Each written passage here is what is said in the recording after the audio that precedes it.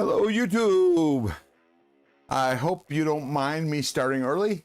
It didn't take me nearly as long to get ready as I anticipated. Last time I only did 10 minutes, and I didn't I was rushing too much. So you notice I fixed the flying emojis. So we're good to go. How we doing? Let me see who's all in the nest. Welcome everybody. Let's see. Greg Vanderlip, he said giggity. He was the first one in. He was in earlier today. And Wyoming Adventures, Sheila's in the house, in the nest. Say, please subscribe, hit all notifications, and the like button. Thank you. Yes, ma'am. Cliff Brott. Ooh, that was too loud. Cliff Brott, welcome to the nest. What's in your pockets? What you have for dinner? Neil McKenzie, hello. Let's see, who else? Let's see, Mick Ranger, welcome to the nest. What's in your pockets? What you have for dinner? That seems weird to say. What you have for dinner? I gots to know. Cicero, give me that Mountain King. There you go. Let's see, who else? Cliff Brott, welcome to the nest. I think I already said that, but whatever. I think my alcohol has a people problem. Oh, let's see, what else? Cliff Brott's carrying the Ohio River Jack. Nice. Cicero on Red's Gaw. What's the difference between the pink and the purple? The grip? No, the pink and the purple. I'll show you. I have it here. I have them here somewhere. Oops. I think I actually put them away. Rats. Oh. No, that's orange. Where is it? Hang on. Oh, here's the purple. We're talking about just DFKS patches. And that's the purple. And I have the pink somewhere. Rats. But I can't find it. So that's what he's talking about. Let me switch cameras. That's what he's talking about right here. This is the purple one. Still in the bag. Oh, and here's the pink. There we go. Here's the difference. Pink is for breast cancer awareness, and I believe purple is just cancer awareness. Hatches, and that's the difference. I'll just put them right there. Well, you can't see them. I'll put it right there then. There we go. That is the difference. That's what he was talking about, and that will be included in the giveaway if you should win it.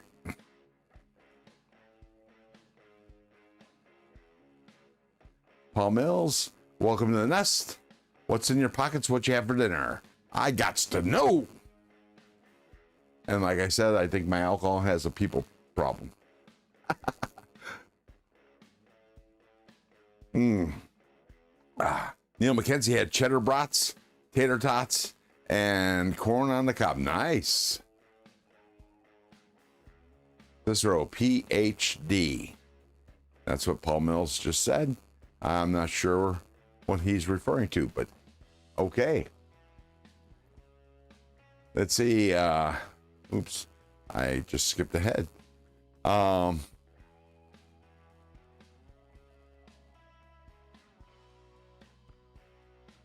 we go.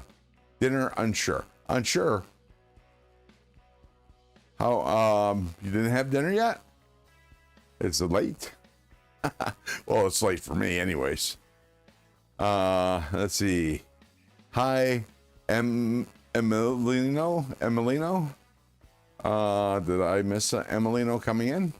Oh, I'm in top chat. Hang on, sorry. Live chat. There we go. And maybe I might see somebody else. Other people. Haha. Let's see. Nope. Oh, I missed somebody's dinner. Cliff Brott, I said Ohio River Jack. Yep, already said that. On Reds, got that. I think somebody had spaghetti. Cicero is carrying the Tempest Downdraft Dark Mode, Kershaw Appa, and Gerber Center Drive, and the Casio WH-1200. Ron, that was a joke, damn it. Funny one too. Consarn it. Gotcha. Ooh, sorry to hear that, Cliff. But yeah, the pink one is cool for sure. That's why I have one. Of course, I purchased mine from Zach Stuff. Paul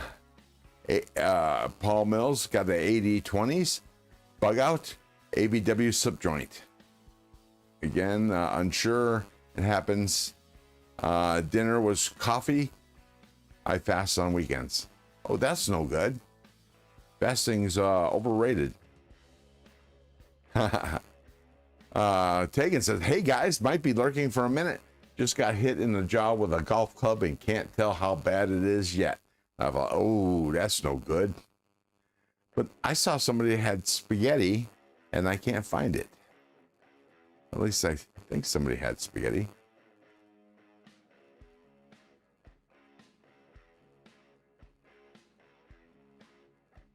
Oh, I missed a lot here when I was not on the live chat. Let's see. Okay, so I'm gonna catch up, and then we'll move on. Give me that Mountain King. Wyoming. Been a minute. Boy, Capo. This is where I was gone for almost a month visiting my mom. Yes, you were. And that was from Wyoming Adventures. Greg was intense for his time. I imagine the Victorian equivalent to Godsmack. No doubt. No doubt. You know, every time I hear this song, I think of, you know, the dwarves in The Hobbit. That's what I think of when I hear that tune.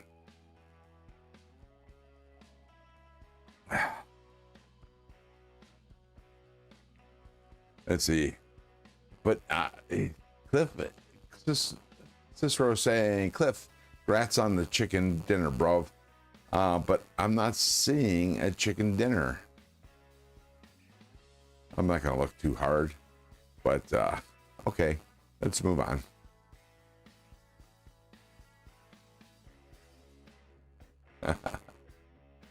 Oh, Cliff said, I told you spaghetti. Yeah, for some reason it's missing from the chat, which is weird. Paul Mills, no, I can't eat until right before I lay down because I get sick. Oh, that's different. That's they're very different. They brought double tap the screen.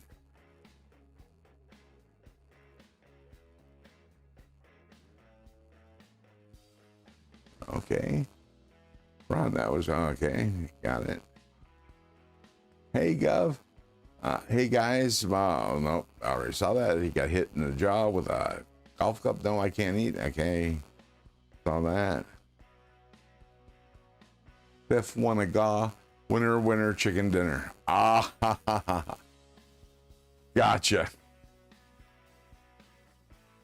Which giveaway did Cliff win? I missed it. Bro, be slow.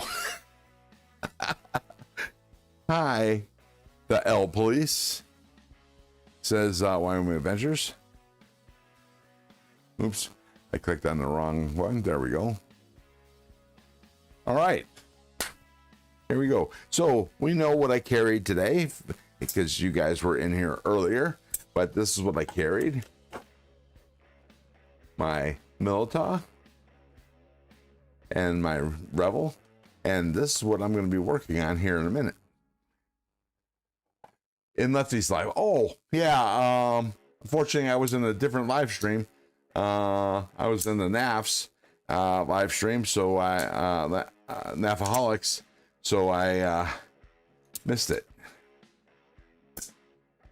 Had I known there was a giveaway, I would have been there. But I was on NAFaholics trying to fix my OBS, which I was successful in doing both. So there we are. Now, had I been in Lefties, I would have probably been too busy, and I would have not been able to fix shit. Okay.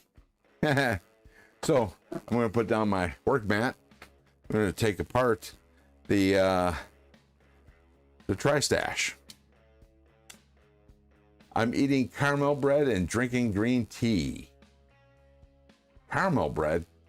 I've never heard of such a thing. Huh. The L Police. How's it going? Hey, L Police. Welcome to the nest. Welcome. What you have for dinner? What you carrying? What's in your pockets? I got to know. Hi, John Egan. Hey, oh, missed that. Happy Sunday morning, fellow nerds. It's not quite Sunday for me yet, but it will be in 20 minutes. So here's this tri-stash. Let me see if I can get a better screen of this. Oops, not that. There we go. That's a little close up. Ah, there we go. Now we're cooking with gas. Okay, I'm drinking my morning coffee a bit late. Hagen had pizza for dinner. And John Hagen says, hi, everyone. Cicero said, breakfast for dinner is the only correct choice. Wyoming says, Sunday for me now. Yeah, I had Mexican. Colleen and I, after I was done with my live stream, Jesus, that was my longest live stream. Yeah, it's 2:37 here. Hagen says. That was the longest live stream I've done. 4 hours of me just talking straight. I was on a roll and had so many people in the chat that it was just too fun to give up. So, yeah, so that was my longest stream. A little over 4 hours. Giggity. Anyways, so I was so hungry when I was done that we decided to go out and have some Mexican food. I had a carnitas plate. I love me some carnitas, and this Mexican restaurant here in Fernley does the carnitas the old-fashioned way. At least I think so. At least it tastes like it does. It is. Oh God, it was so good. I left me a little bit. Colleen's gonna put it in an omelet for me for dinner tomorrow. Paul Mills got 2 cats in the boxes. Stephen Parks, 2 Michigan. Cicero, San Antonio, best Mexican food in the state. Nice. And Wyoming says it was a good live stream. Yes, it was. I had a lot of fun. Extremely a lot of fun. Check in from northern Wisconsin. Ah, good day to you, sir, or night. I was in Milwaukee for 3 months back in the early 90s. I stayed in a hotel in Menominee Falls, and went to class in Milwaukee. That was about the time I was gonna say if I remember right, but I do remember right.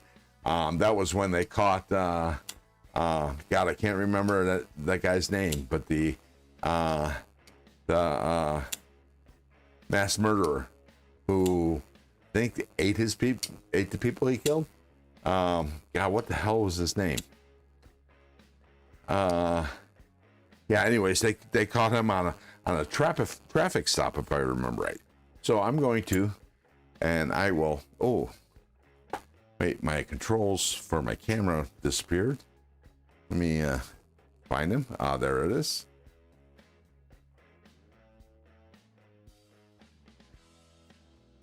And I'm going to, let's see, switch the camera control to the upper camera.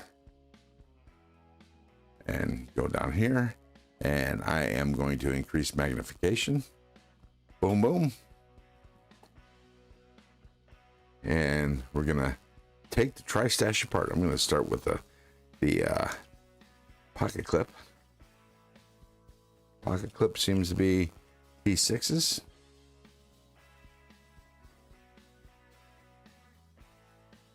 Well, let me turn the camera, the light on. Point it in the right direction.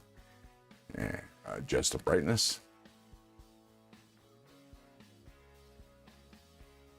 Don't want to get blinded. Yeah, Jeffrey Dahmer. That's it. Thank you very much. Oh, night, Neil. You have a good night. Sweet dreams. El Paso was named after a Mexican NASCAR driver. El Paso, Texas? Really? That's kind of a weird way to name a city. I'm just guessing. I don't know what you're referring. Lefty and Juvan doesn't get better than that. Ooh, nice.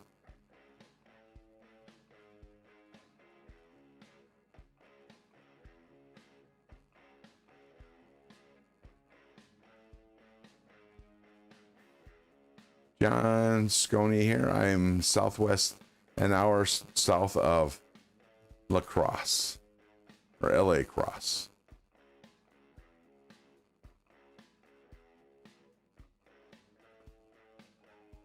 Ed Gain? Am I missing people? Or are you all just saying words just to screw me up? That might or might not be people's names. Let's see. Okay. Let me catch up again. Oops, there we go.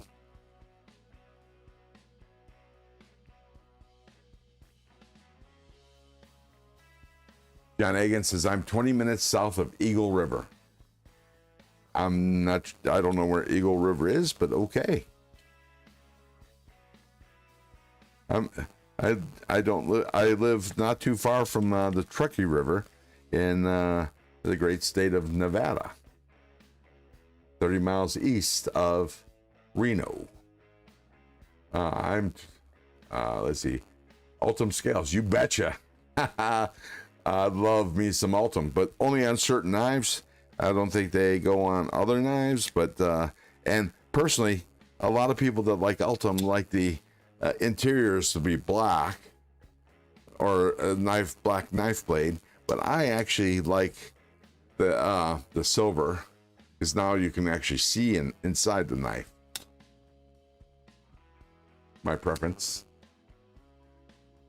Like Ed Gain said, no skin off my ass. I have no idea who that is. Cicero says, Hunter Lake. I'm 1 hour, 30 minutes north of Eagle River, Alaska. Aha! El Paso, Ron, come on. El Paso. Oh, I fell out. The El Police says, I say, yeah, the El Police says, what do you sharpen with? You'll see in a minute. I remember it being some kind of thingy I've never seen. It's a TS Prof. Uh-oh. I finished actually unscrewing that screw. Did not know that. And I am missing a screw. Bummer. Yeah, I hope it turns up. So I'm not sure when that happened. Well, that's certainly a bummer.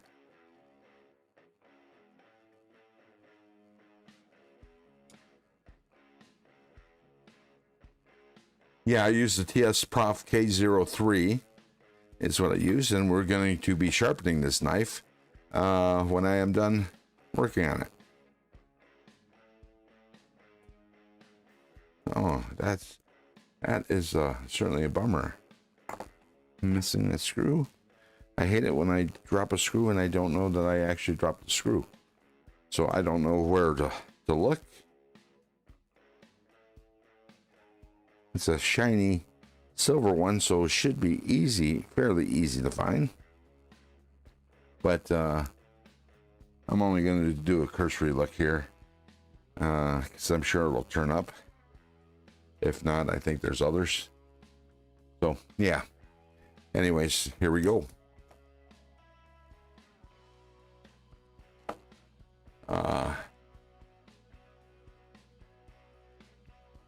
See how far behind I am. Very far. Oh, not far, actually. Taking Jim Cox. Jim Cox, welcome to the nest. What's in your pockets? What are you carrying? What you have for dinner? That's a Mexifoon. As I was saying about the Mexifoon, the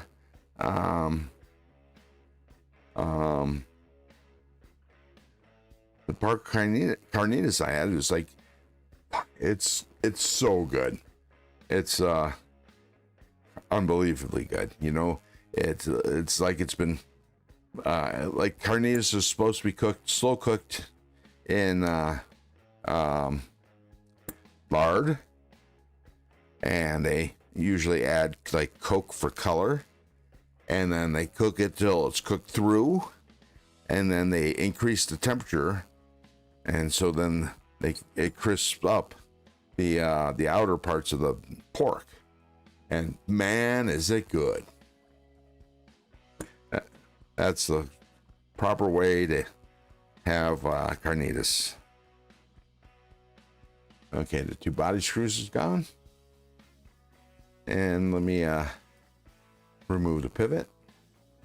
And for some reason, my chat is not moving. There we go. Jay Karskad. Let's see. Yeah, there we go. Jeez. Get behind again. Ed Gain was the OG history-inspired Psycho Texas Chainsaw Massacre. And the Science of the Lambs. Silence of the Lambs. Yeah. He corrected himself later. I used to live by Eagle Lake Ron, not far from you in North California. I'm not familiar with an Eagle Lake. But cool. Right now, the closest body of water besides the Truckee River is Lake Pyramid, the largest freshwater body of fresh water in the state of Nevada.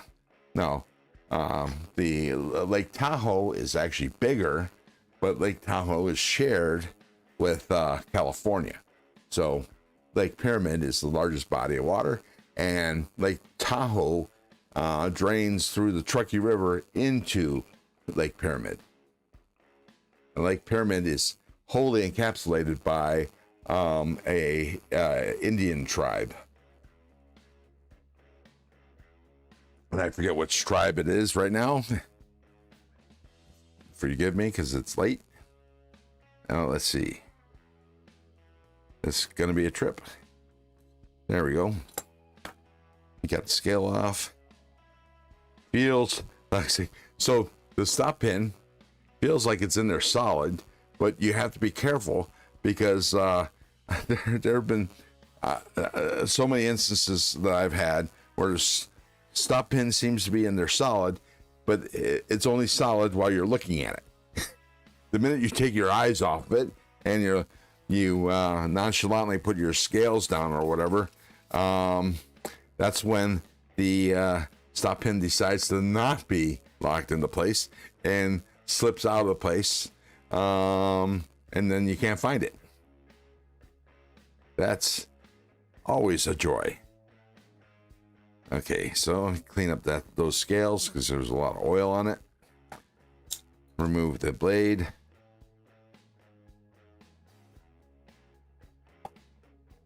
And the cage bearings. Let's see, clean off the blade. Let's see.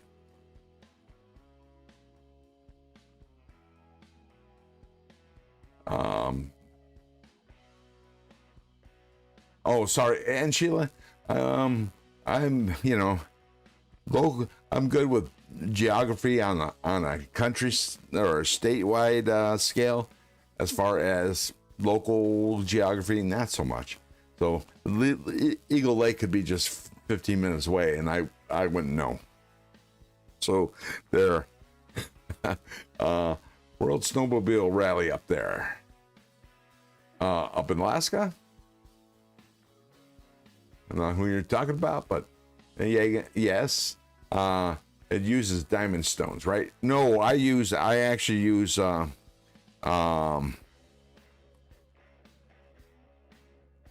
oh crap. Police, let me get back to you. It'll pop into my head here. I use Veneve. There are diamonds in it, but they're oh rats. The name escapes me. But you can use diamond stones, yes. Actually, the first stone I'm going to use has diamond stones, and that's an Otoma 140 or 150. And the blade's cleaned off. Let me remove that and clean off this scale and the pivot. Yes, of course, Scott. I swear nobody sleeps in the knife community. Yeah, we're all afraid we're going to miss the latest, greatest knife. I swear to God, it seems that way.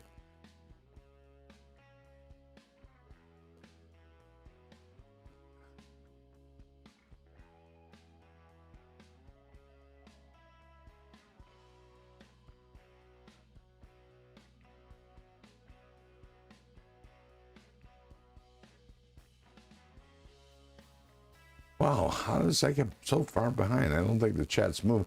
Is my oh, so knives are flying. I better dodge.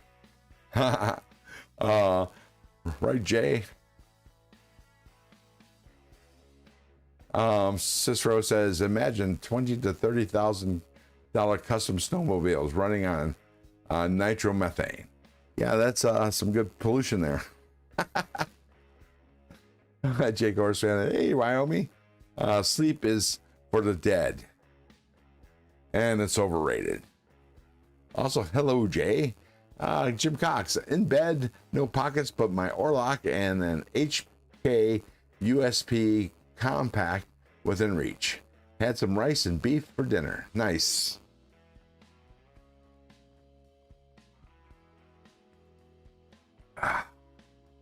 Let's see.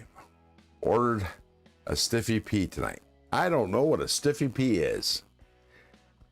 Sounds kind of obscene. Just say it. Cicero, you actually had cow tongue? Not so much for me. Nope. Nope. I don't eat the lingua. And it was Paul Mills that sent the knives flying.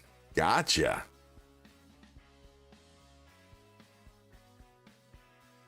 Yeah, I am a little bit behind.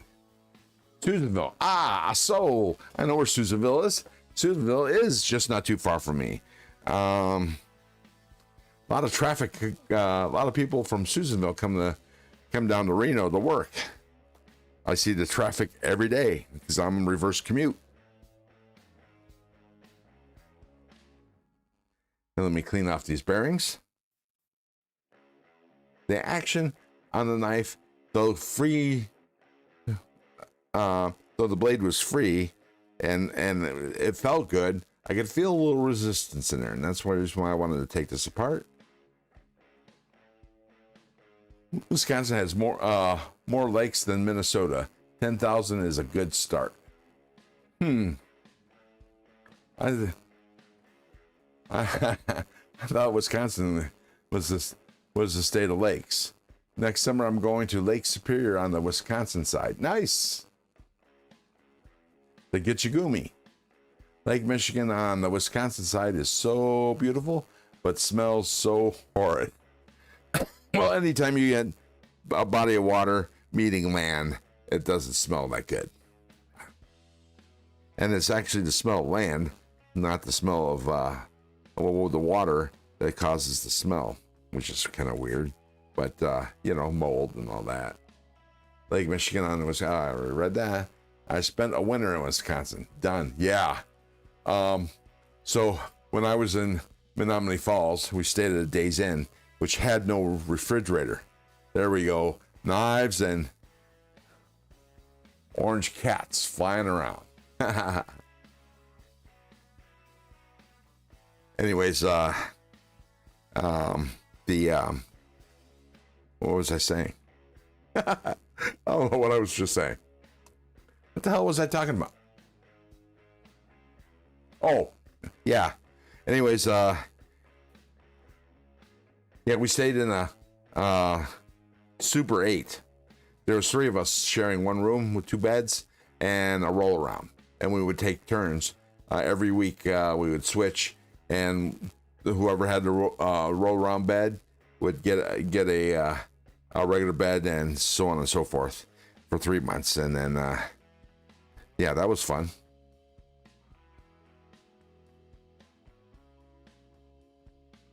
When we shared a room, that's keep the expenses down, because you know, staying in a hotel room can be pricey, even in the early 90s. How is Ron not monetized yet? Well, that's close, Tegan. That is very close. Here's the deal. Now, I only have 571 subscribers. I know that's a thing, right? But I have 2,952 hours of watch hours. So I am less than 50 watch hours shy of at least the first level of monetization, which is memberships and super chats. And I'm thinking this live stream, if not the last one, will get me over the border. I won't know for another 5 days, because it takes 5 days or 4 or 5 days to for them to tally, I guess, the time. I'm not sure why it takes so long, but I'll know how many watch hours I have, and then they're I'm gonna have to apply, and then they're gonna have to set the bots onto my channel, and see if I meet all the YouTube standards, and then I'll get monetized. And I'll make that an announcement on a live stream, and then we'll see how many people become members.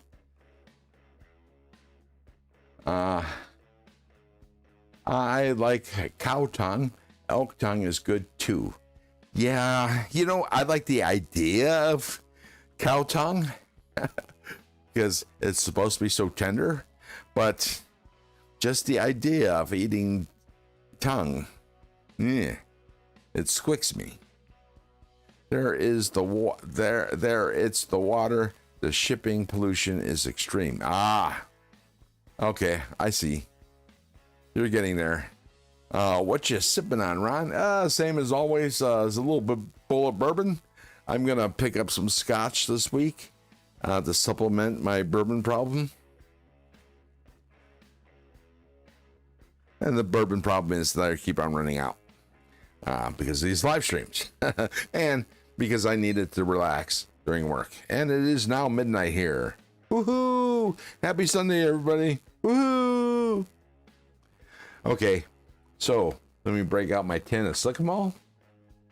Tongue is excellent.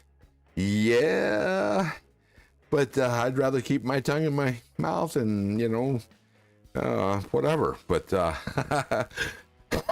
yeah.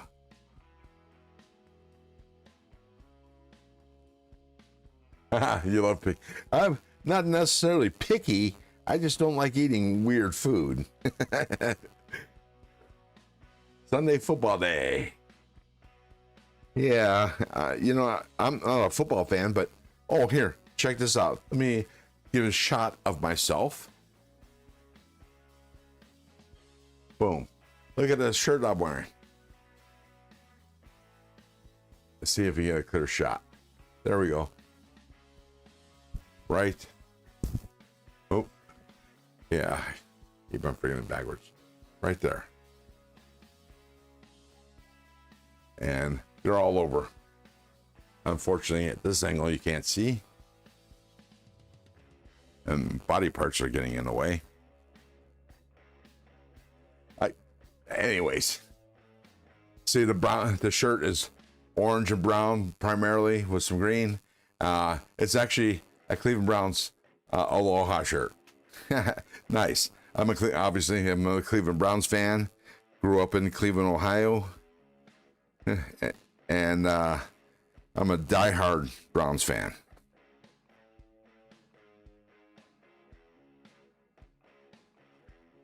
Tegan, yeah, it's only 12 here.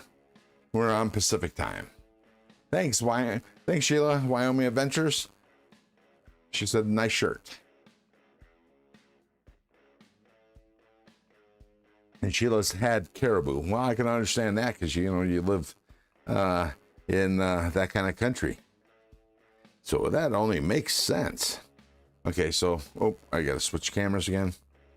Actually, not cameras, but views. There we go. That's too close. Too close. There we go. And I just put some slick ball between my two fingers. And I greased up the pivot a little bit. And let's see. Ever had reindeer? No. I've never had deer. I've had rabbit once, only because it looked like chicken. When I ordered it, they had rabbit in the chow hall, and I unfortunately didn't look at the menu, and I picked some up because it looked like fried chicken in the bins, and so they gave me a helping, and it turned out not to be fried chicken. It was rabbit. Not fun. As soon as I found that out, my stomach turned, and I decided to go back in line and get something else. Okay, now I'm putting I just lubed a little bit around the where the bearings go, and I'm gonna gently place the knife down on the. Oh, that's a tight fit. That's what he said.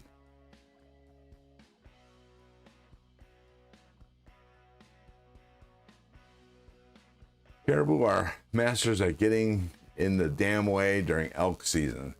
Cliff brought reindeer is caribou. Same animal. Seriously? Nah. Wyoming says, right, Cliff? And L, please. Ooh. Reindeer is a domesticated caribou. Aha. Huh. Did not know that. Wyoming Adventure says, L, please. It's good meat. I know. Love it. I know. I love it, Wyoming. Rabbit is good eating. Hassenpfeffer. I learned that from Bugs Bunny. Yeah, no, I'm not eating rabbit. Nope, nope, nope, nope, nope. I've threatened to at Easter time for Easter dinner. I love fucking with kids. Pardon my French. And let me, I'm going to put a little bit of grease, a little bit of a sigamol on the detent, and in the detent hole, and on the detent track.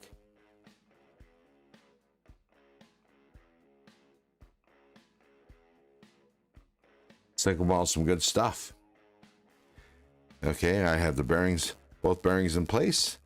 Let's go ahead and put this down in place.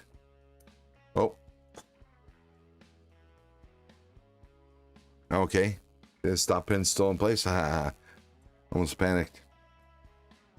Make sure it's down. Okay. Everything clicked into place, seems. Nice. I'm going to put this scale in. Oh, clean out some of the oil. Let me catch up. Rabbit's good eating. It's very good. The L, please.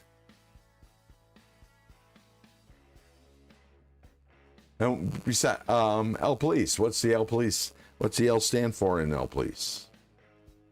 Like rabbit to this row. Known as red stags in Germany, where Jaeger comes from in culture.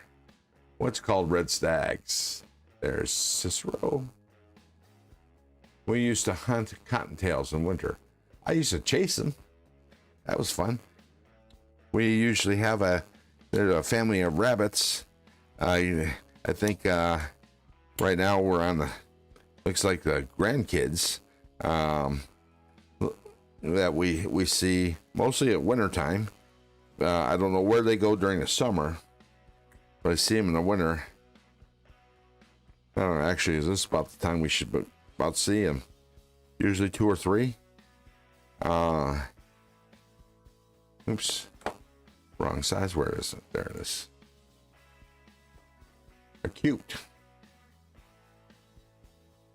So this year, the 2 little ones should actually be full adults now. And they're probably all staying in the same den. They come through the fence of my backyard, into my yard, and I usually see them in the front.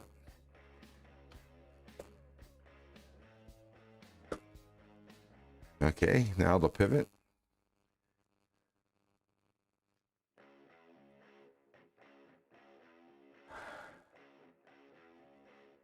All right, let me catch up. Used to hunt cottontails in the winter. I've had rabbit, but I like them as pets more. Yeah, they are cute and fluffy. Love my bunny. Taking rabbits make great pets. Yeah, except for the little nuggets they leave behind. They might be mistaken as raisins.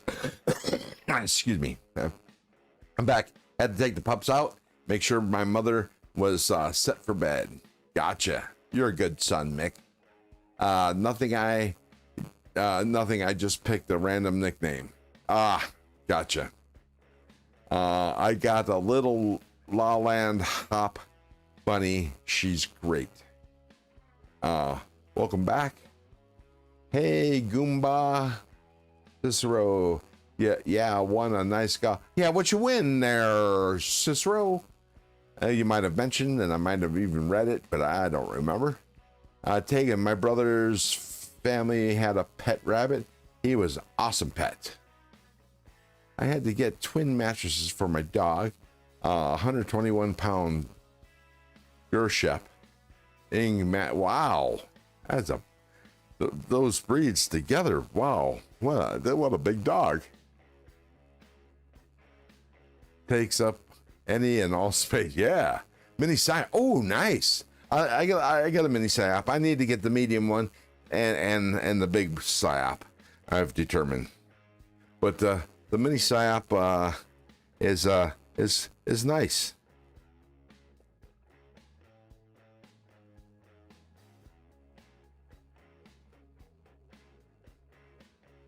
But a good win.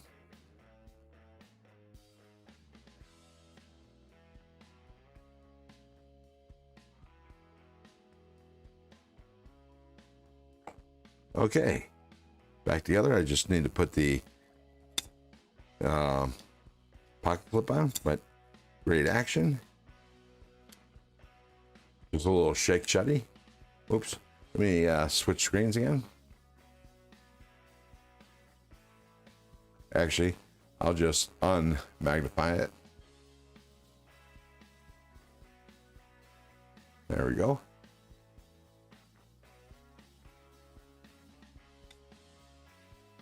And you'll see, okay, this. Just gotta take a little teeny shake to get the move, and boom. And that's something for such a light blade, because it's a, deep hollow ground. Almost disappears when you put it on the side. Kind of like a stealth fighter.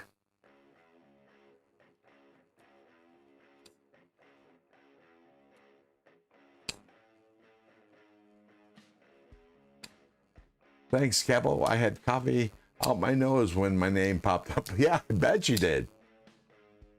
Feel that, Cicero. I got a 198-pound Great Dane. Ooh, and a 160-pound Great Dane. Then a 120-pound German Shepherd. Wow. You need a house just for the dogs. And a huge house. I mean, not the little dog house. Yeah, apparently you do like Great Danes. Or actually, apparently Tegan loves Great Danes. Me too, Mick. They just big. like hollow ground. Yeah, very slicey, and that's probably why the tip got bent all the crap when it hit the concrete floor. It was actually a pretty big bend. I was able to push this down and straighten that most of it out, but there's just a little bit on the tip, which we're gonna sharpen out. If I had a lot of land, I would definitely have a Great Dane. Big pooper scooper, yeah, exactly. Cicero, yeah, taken. Love Danes, large breeds only for me. My boxer was 32 inches at the withers at 110 pounds. Vet tech surgical assistant for 10 years. Animals are my joy. Nice. I'm a boxer lover, but I love mastiffs and Danes. And the Elk Police has, we have 4 Siberian Huskies and 2 collies. Wow. See, I'm not a big pet person. My son, you know, I put up resistance when my son wanted a dog. Both him and his mother kept on bothering me about it, but finally I came around to it, and we got a little mutt. She was a rescue from abuse. The humans didn't beat the dogs, but they just left them outside. And now, mind you, it is California, so it wasn't that bad weather-wise, but still, you know, dogs shouldn't be left outside. And they were just ignored. So the woman that lived next door to the people with the pet dogs, or close to the dogs, took the mother of the dogs, and we got a puppy. And my ex and my son named the dog Max before they bothered to actually look to see that Max was a female, not a male. So the name was Maxine after that, but still called her Max. And she was a shepherd, border collie mix. So she was a medium-sized dog. She weighed about 40 pounds. Nothing but hair, and she had the markings of a German Shepherd. Very, very pretty dog. She was with us for 17 years, and Christopher, when he moved out, he left the dog. He ended up getting Christopher's my son. He ended up getting a miniature dachshund, and we adopted Max, and she was my smoking buddy. She'd come outside with me when I went out for smoke. I always made sure that the first thing I did when I walked in the doors, make sure she got out, that we'd go pee. We kept her in a cage. Her cage was her safe spot. Whenever she heard weird noises, she would run for her cage. She was a scaredy cat. Poor dog. But anyways, had her for 17 years. And unfortunately, she got sick. And I wasn't ready to let her go. And so, unfortunately, she suffered for an additional week. All because of this human. Couldn't let her go. Excuse me, sorry. It's like it happened yesterday. Anyways, that was more than 10 years ago.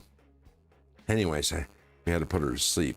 But on a happier note about Maxine, whenever my ex and I went on a trip, prolonged trip, let me actually, I'm going to have a cigarette, and I'll tell you the story, and then we'll get back in and I'll sharpen knives. But anyways, we'd take her, I forget the name of the place, but we would board her, and I would pay a little extra so she got personal time every day with a human. rather than, you know, just taking out to go potty, that kind of thing.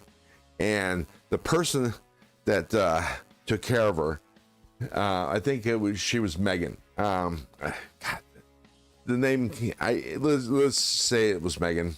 And from a small puppy all the way up until she was adult, then Megan moved to another place or whatever. And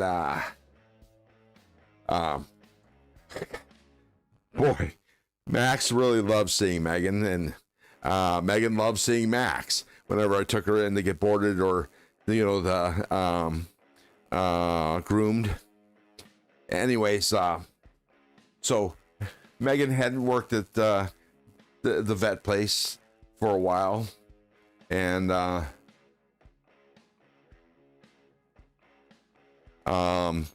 so we hadn't seen her in a couple of years, and as fate would have it, when I took Max to the vet to put her to sleep, Megan was there. So she was there to make sure Max had a very smooth transition. Clean Max up as if she was a nice, healthy dog. And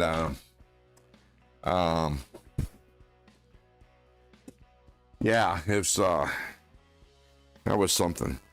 And anyways, after Max passed, which was peaceful, we got to say a last goodbye, me and Christopher. Anyways,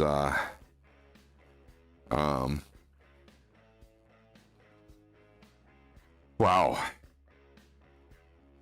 There is a tree dedicated to her up in Northern California amongst the redwoods.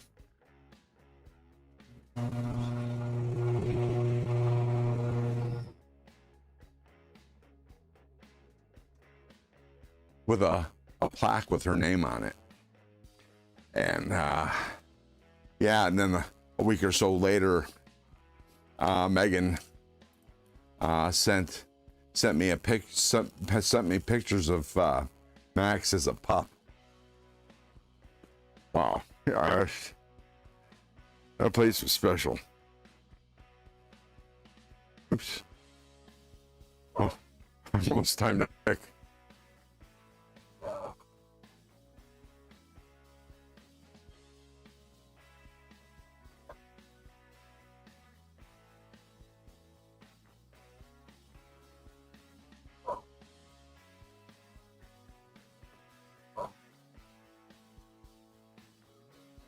That's right, Mick. I mean, the only time I get sad is when I when I tell the story. And it's still, and I never considered myself a dog person. Go figure.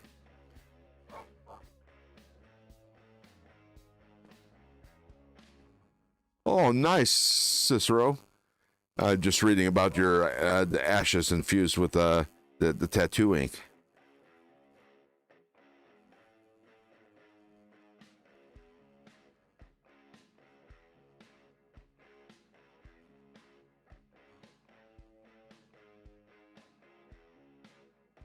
So I swore, never again. I will not have another dog. Because I couldn't live through that again.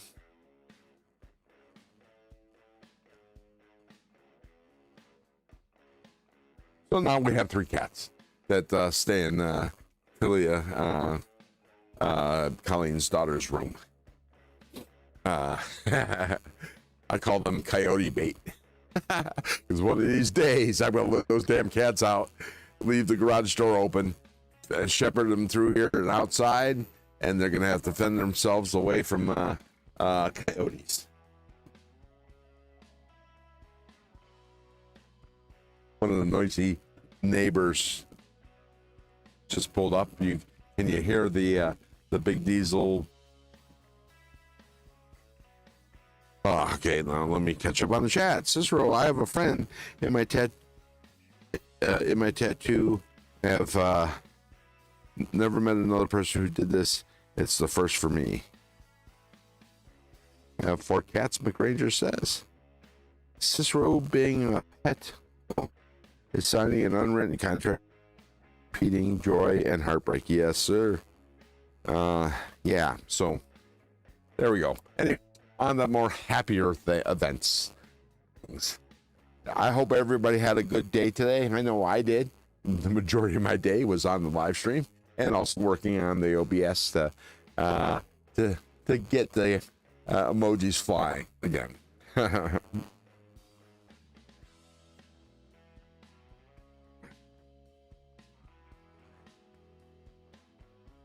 Let's see, it says I only have 16, there's 16 people in here and only 19 thumbs ups. I guess that's not too bad. But, oh, my last vertical live stream had the most amount of views, 2.2K of any of my vertical live streams. So that was kind of special. That was cool. And some of them actually translated. I ended up with five news. So that was nice. And that was last week. Of course, you know, I did 13 hours of live stream. 5 live streams. one horizontal and the rest was verticals. But that was a 5-day weekend for me. And that was fun. Oh, look at all the pets flying. And oh, is that elephants? Oh, those are dogs. Nice, Mick. Oh, hot dogs too. That's fun. All right. Okay, let me go back in there and set up the TS Prof, and we'll get the knife sharpening. Ooh, too bright. Okay, now I can see what I'm doing.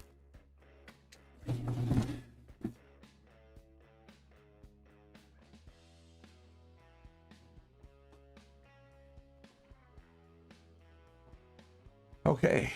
Oh, somebody texted me. Let me see. How I did it. Oh, yeah. Jeffrey Dahmer. Oh. Colleen said Sheila likes my shirt. Nice. Of course, I actually read that, and I guess there was a delay. Oh, yeah. The reason why I didn't hear the page text because had do not disturb turned on because it's that time of day. All right. Let me put this where it goes. Put this where it goes. Pull the knife off. Put it over there. Of course, if I ask where my knife is, it's over to the right. Oh, wait. Damn it. Now it's missing 2 screws. Okay. Well, the pocket clip is... Let me find the box. Tri-stash box. I hope there's extra screws.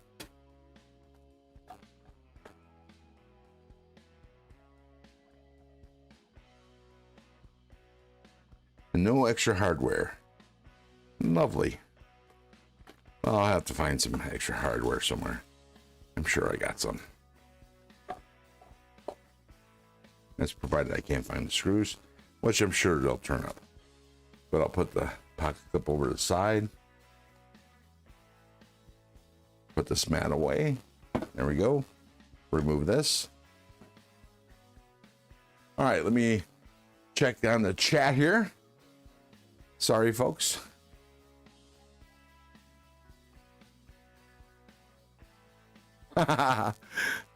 Nick Ranger said was wondering if I would notice the hot dogs. And Sheila did crows and knives. Nice. Nick Ranger, what state you from? Stephen Parks is asking. I'm from the state of insanity. No, I'm from New York City. Cicero, today was beautiful. I'm alive. Dog is spoiled and safe. Bills are paid. Truck has full tank. Knives are sharp. Chatting with my family of friends all night. Earned and deserved, damn it. You betcha. We all do. We all deserve that. Think I bought the smallest knife. Kansas Mini Corvette. Oh, that's a cute one. That really is a cute one. And that was my Wyoming Adventures. Douglas Wagner, welcome to the nest. What's in your pockets? What are you carrying? That's a cool knife, Wyoming Adventures. Which one?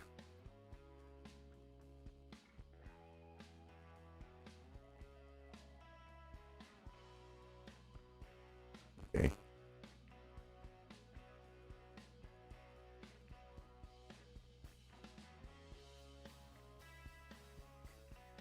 Take it. So if any of y'all was curious, I believe the cut from the golf club isn't bad enough for stitches, but we'll have to see by tomorrow if it's still bleeding. Oh, that's no good.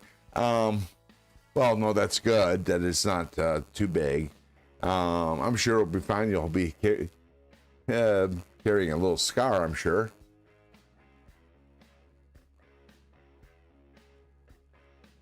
Oh, it's a red Mike Harda 154 CM. Nice. Good steel. Can you tell I'm from New York City by the way I type? Says Mick. No, I can't.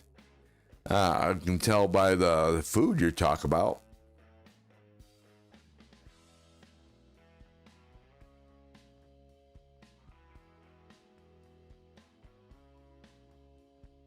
Tegan, next time she tells you to take out the trash, take out the trash. That was from Jim Cox. Nice. Pocket is all cleaned out. It's 2:30 a.m. Well, if I'm up, I'm carrying a knife. Oh, heck yeah. I love Michigan. Hockey state. Tegan, ice. Ice it if you have pain. Cicero says, toilet seat down, Tegan. Shit, man. And I'm sure it could be that he put the roll of toilet paper going the wrong direction. That's a biggie. No, been thinking about it from the last live. Sometimes I wake up with a knife in my hand. If I fall asleep in my chair in the living room, I have to be careful when I get up because there's a good chance I have a knife on my chest, and sometimes it might even be an open knife. I did that once. Had an open knife on my chest, forgot about it, got up, it fell, and skewered my leg. One of the worst knife cuts I've ever gotten. It was that was painful. And it bled a lot. A lot. Okay, let's put the knife in the holder.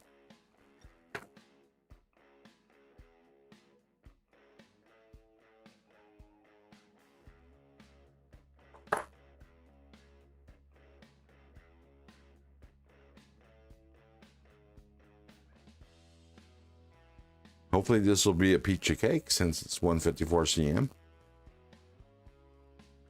But I do have to take off a lot of steel, so we'll see. It's important to get the toilet paper on the right way. Yes, I am. I have been converted. I used to be toilet paper under. Now it's over. Colleen trained me that way.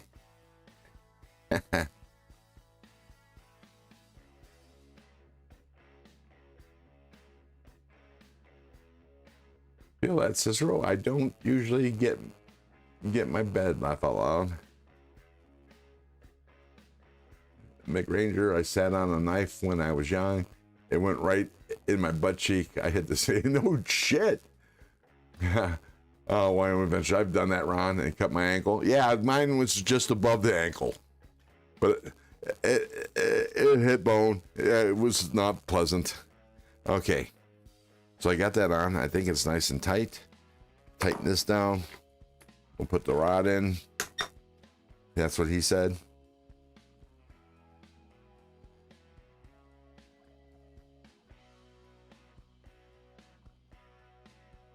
Yeah, right, make right. Yeah.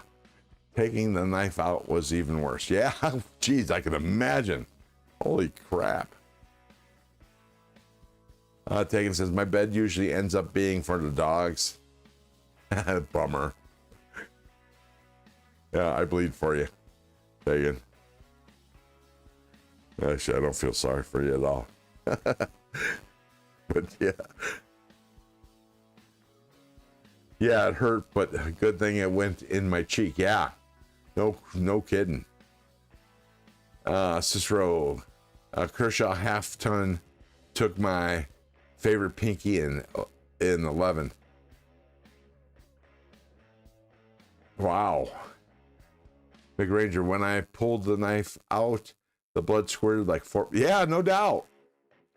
Cliff brought double chocolate caramel brownies for dessert. Nice. I'm not a big caramel fan, but I will eat it in a pinch. No doubt about that. I put pics on Facebook. And IG. Okay. I'll have to check it out when I'm done with the live stream. I haven't been on Facebook or IG all day, so I'm sure there's a lot for me to catch up on. All right, let me put my profiling stone. This is the Atoma 140, as you can see. It is now starting to be like a 140 grit. Unfortunately, I'm gonna have to get a new profiling blade. We were wrestling and my friend pushed me on the couch, and there just so happened to be a knife in the cushions. Lucky me. Ooh, yeah. Lucky that wound didn't do any brain damage. Yeah.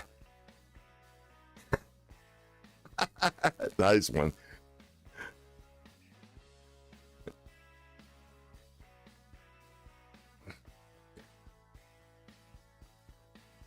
Okay. Let's go ahead and see what the angle is. We're at 15. I'm going to take it down to 14. Oops, too far. Oh, let me change the angle so you guys can see this better.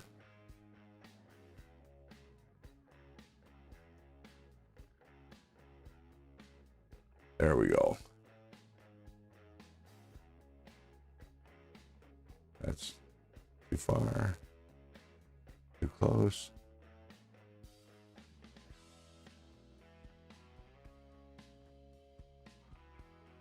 And that'll work. Okay, we're at 13.6. Oh, you can't see the number because of the angle. Oh, actually, you can't see the end. There we go. We're at 13.9/14. Let's see what this side reads. It says 13.4. So let me go ahead and raise this because for some reason this is how this works. I don't know why. We're at 14. Or 13.9, turn it over. 14.4, not too bad. I can live with that. And here we go. Let me put this up. Put the microfiber cloth down.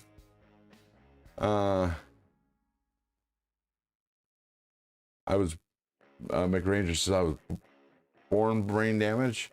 It wouldn't have mattered. Just love the knife sharpener. Says Sheila, Wyoming Adventures, and Mick Ranger says, I was one of those 4-inch laser knives they used to sell on TV. Gotcha. Ouch, Mick Ranger, says Sheila from Wyoming Adventures. Tegan says, all right, y'all, it's 3:35. I gotta start getting ready for bed. Might end up coming back later, though. Cool. We would appreciate seeing you again, Tegan. And in case not, have a great night and sleep tight.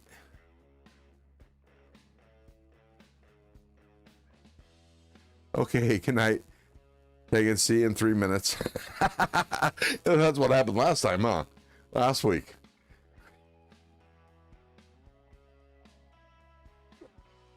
Okay, so let's get started. A little squirt, squirt.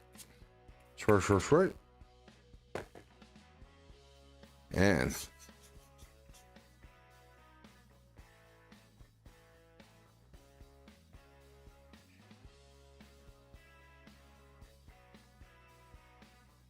flip, flip. Got a squirt, squirt this side.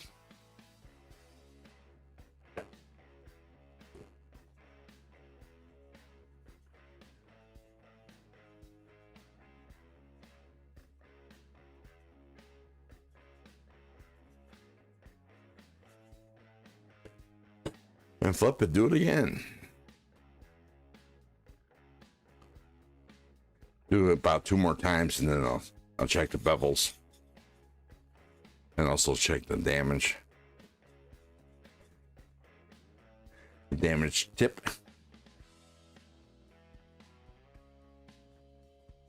So y'all still with me? That put you all to sleep? I know it's late. I was up till 4 last night, 4:30. Got up at 9.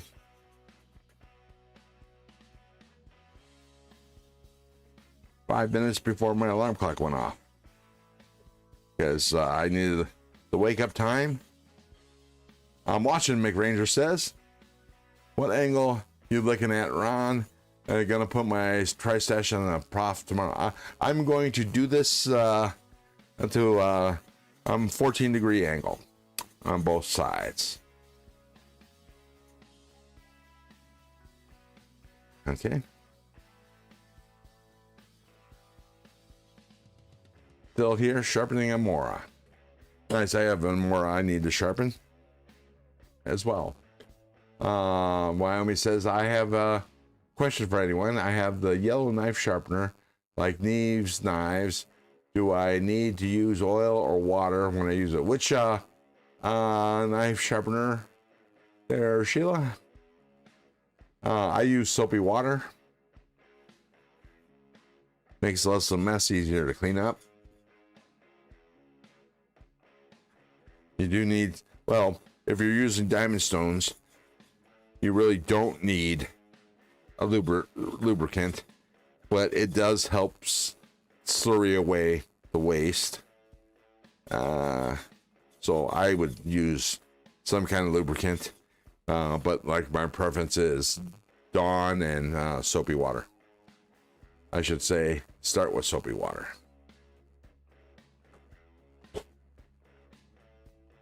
Oops, that's a little loose. Let me tighten that back up.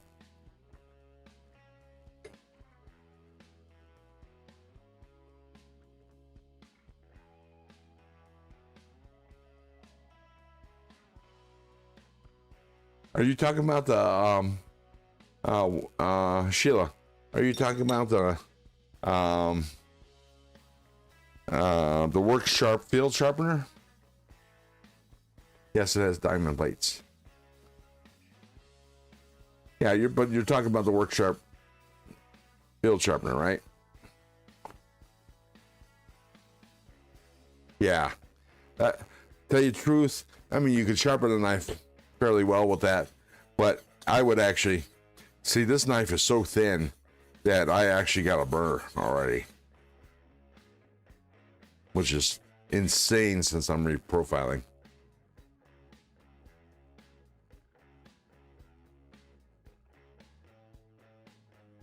See, I like using the soapy water Cicero because, well, for one thing, it's easier to clean up. It just cleans up, and it's not as loud and nasty sounding like chalk on a, whatever. All right, so since I already have a burr on the other side, not so much on this side, so I'm going to have to do more sharpening, but I want to check the bevels, and we'll see what it looks like with my magnifying glass. Is your sharpener like Linsky knives sharpener? You asking me? This is much better. If you're asking Sheila, don't know. And I think, yeah, you meant Lansky. Okay. Got to do a little more at the tip, but that's not so surprise. And at the heel, which is par for a course. Do that, can't deny it.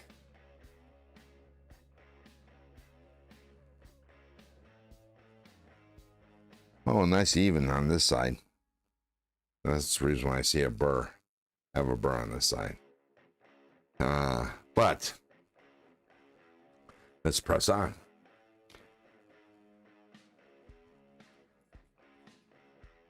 Gotta keep things even. True, can't deny it. Okay, let me do the tip a little bit there. There we go. But the tip seems to be more damaged on this side, so I'm gonna have to spend a little bit more time on the tip and the heel.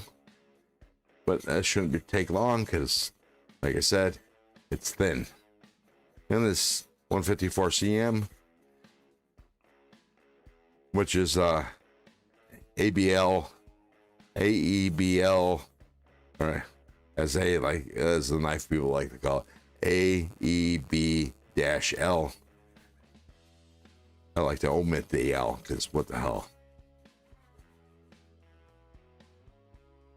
Also have ceramic crock sticks.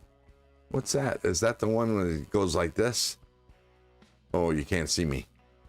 Oh, I didn't realize I'm not up there.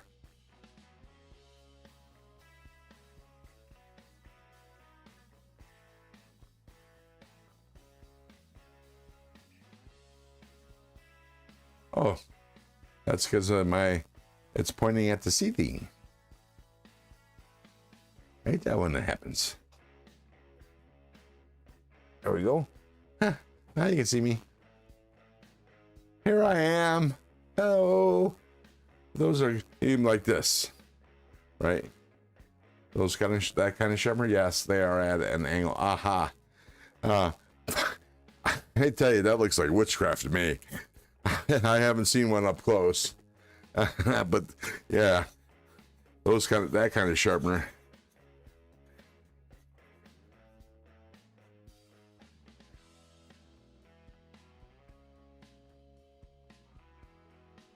That kind of sharpener reminds me of just a real fancy pull through. But I guess if the job gets done and you work both sides, what brand is that? The ceramic crock sticks. Sheila, is that a Lansky or Work Sharp? So I think Workshop has something like that too.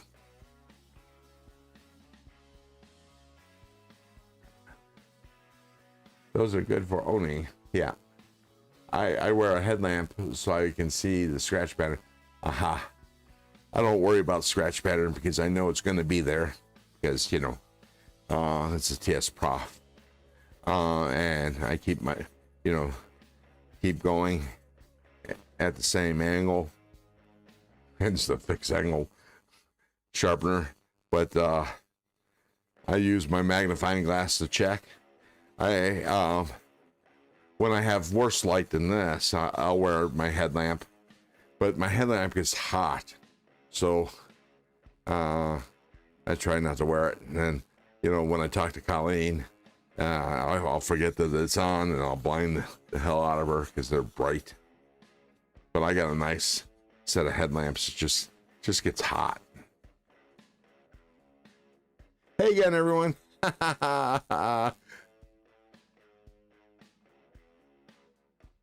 Look who's back. There he is, Lavalo. Just like I think it was Cicero or Mick predicted. Oh, it's almost 1 here. I've been going at it for quite some time now. I'm glad Big Red finished early. Because, you know, I do have to get up 7 a.m. or actually I get up at 6:30 a.m. so I can be awake in time to catch the eCal show in the morning.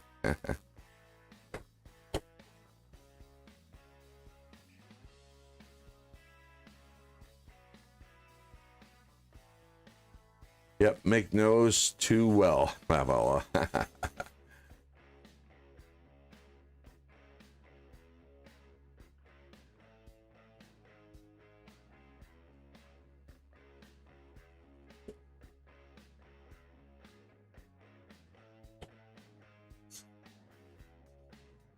Okay, now I'm going to do a couple of deburring passes,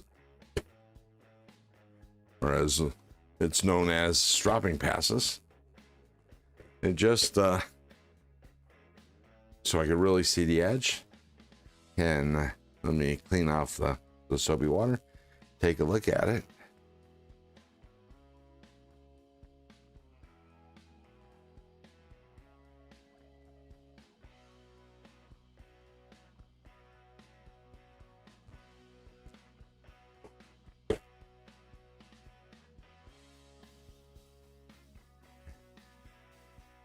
Cliff Brott says he's up at it at 5 a.m. every day. I am during the week. I get up at 5 for work. I don't have to leave the house until 8 a.m. But I need the time to wake up before I operate a motor vehicle. Yeah, the tip still needs work. The damage is still there, unfortunately.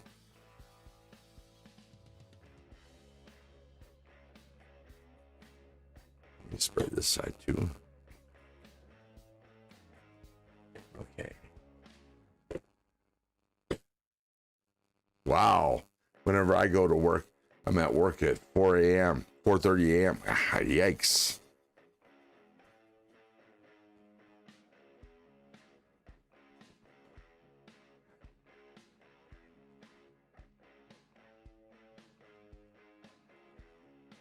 But I never sleep more than 4 hours at a time. Wow. I'll tell you, the older I get, the more sleep I need. Although I'm only averaging around 5 hours of sleep. Five and a half hours is a good minimum for me. 6. If I get 6 hours sleep, I might get tired during the day, but at night, I have a hard time going to sleep. So I need medicinal help. But I never sleep more than 4 hours at a time. My medical condition keeps my sleep schedule messed up. I'm sorry about that, Cliff. I'm not going to pry to see what kind of medical condition it is, but I went to bed at 7 a.m. yesterday because my neck and back. Oh, that's no bueno. No bueno at all.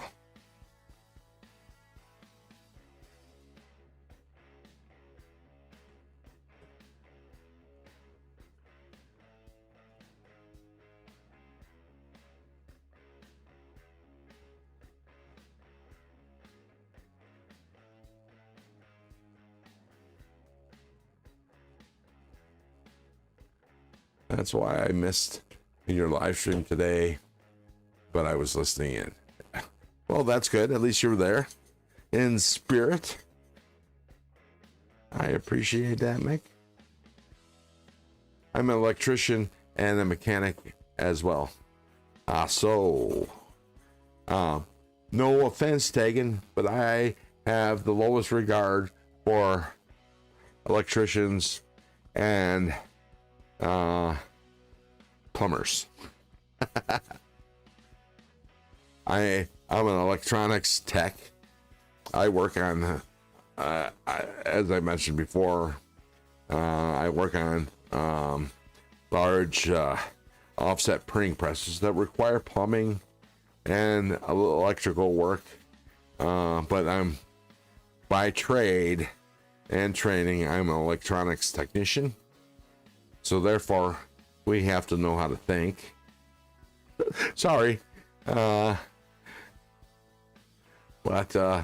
I see so much stupid crap done by plumbers and electricians, and in my opinion, they're about the same. The only difference, and actually, if you really think about it, I like electrical work, wiring. It's much like plumbing. Although with plumbing, it's easier to tell if you have a leak, because, you know, telltale sign of liquid on the floor or liquid wherever. But in electrical work, if you have a leak, it's harder to find because you just can't see it. And that's always a problem. I've had so many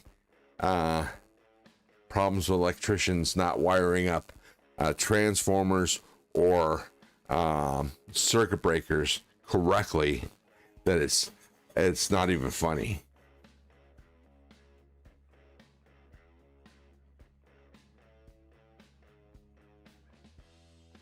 And, you know, plumbers, they just jury rig everything because, you know, during construction, for some reason, nobody ever thinks about where to, like, you know, where the wires and the pipes need to go. So they need to work around a bunch of, like, stupid obstacles. At least that's the way it appears to me. But I've met some really good plumbers and electricians as well. So there we are. I guess there's the good, bad, and everything. Fifth, back problems are awful. I had back surgery 3 years ago on L3, 4, and 5. Ooh, not good. Did they fuse the bones together, Sheila? Laugh out loud, Tegan. I'm a union Sparky and manager at AutoZone, own a sharpening biz, and I do custom lumber on the side. Gotcha. Tegan says, yeah, a lot of people in unions give electricians a bad rep. I've not met too many people in the union that just don't care. Heck yes, says Ro. I had 3 surgeries soon. See the doctors. Oops. Okay, now the chat is moving. I can't read that fast. 3 surgeries soon. I see the doctor on the 29th, fusing 5 vertebrae in my neck first. Yikes. Every trade has good and bad. That's true that. True that. True that. How's it? It's good, Gareth. How's it for you? And welcome to the nest. What's in your pockets? What you have for dinner? And I think breakfast. I forget the time change or what time it is there in South Africa.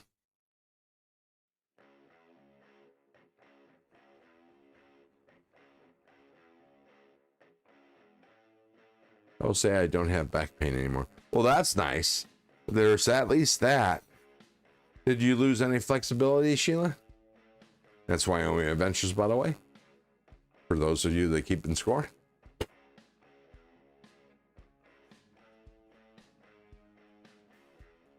Okay, now I got good bite on both sides. That means I'm really eating up steel. And I'm going to have to do some burning passes so I can check the tip again.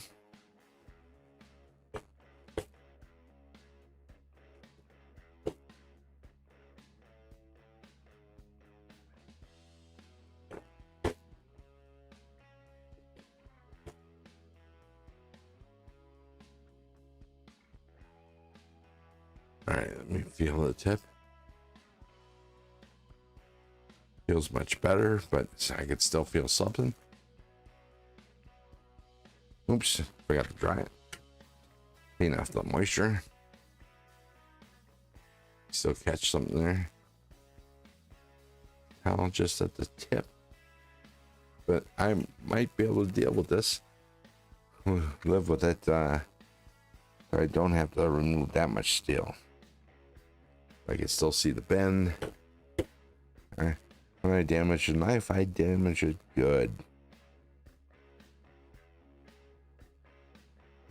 I think I'm just going to concentrate on the tip. And we'll call it good. And move to the next stone. So next time I transition, it'll be time to switch stones. Okay, I need to take this up.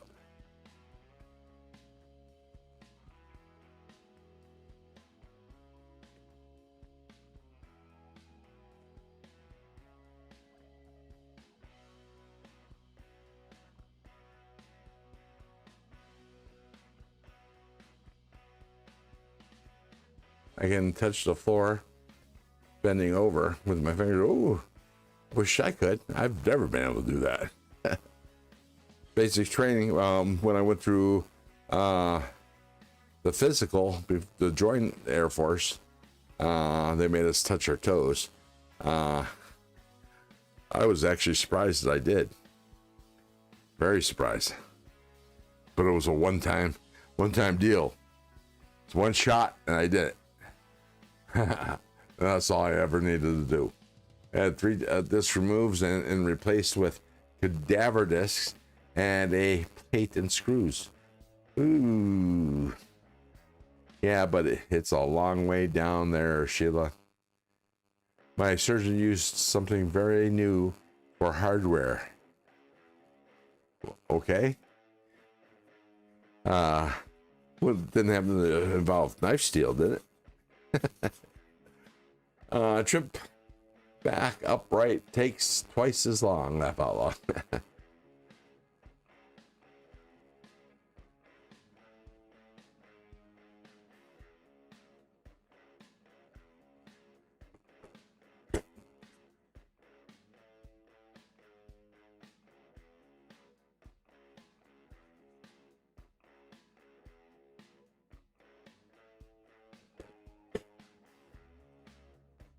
Should have probably did this on my power sharpener, just to fix the tip, and then hand sharpen everything else. But then I would have had to do that during the day, and I was a little busy, and I wanted to do this live stream so it could give me something to do.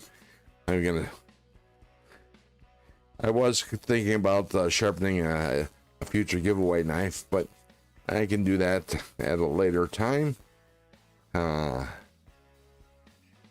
it might be a couple weeks before my next giveaway. I have to conserve my knives because I'm running low.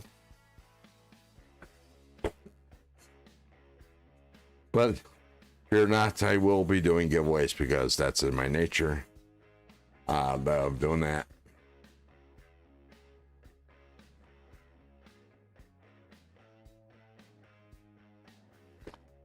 Okay, we do one more go around and then check again, and hopefully we can move on to the next stone.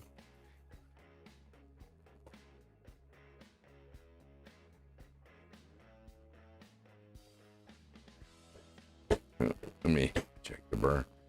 Yeah, it's there. My hip hurt like hell from the bone marrow was taken out for months. Oh.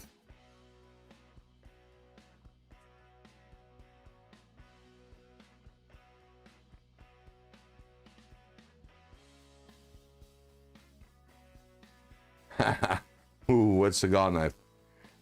The one I was planning on sharpening today was going to be the Kaiser Cliff, 3.8 inch blade, well, 3.5 inch blade, It's 9CR 18 MOV.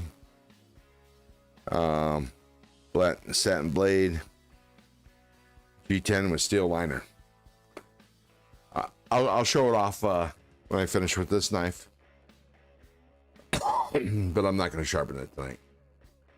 And it's a nice knife. It really is.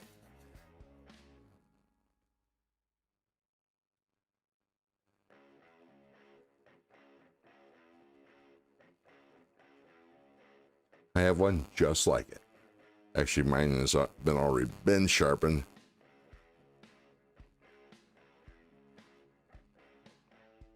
And I have another one of these cliffs I'm going to give to a friend at a later date.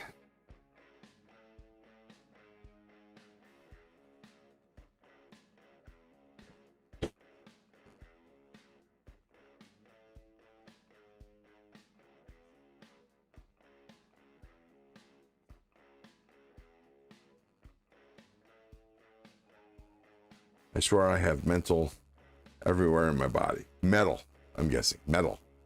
Aha.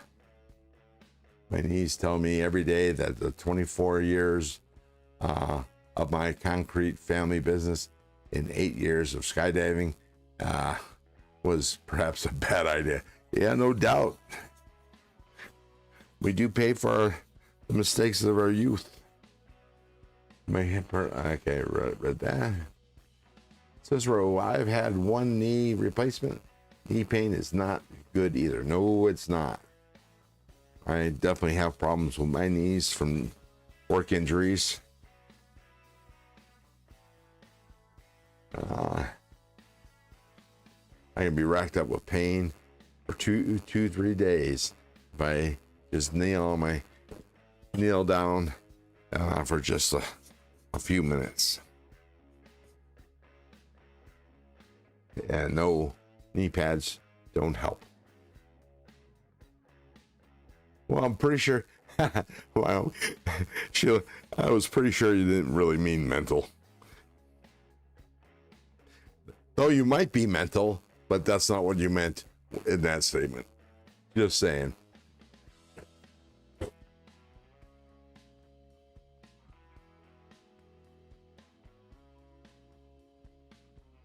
Yeah, that tip is an issue. It pisses me off that I did that. Damn near ruined the knife. And I hadn't had it but a couple weeks. But at that point, it had only been a couple days.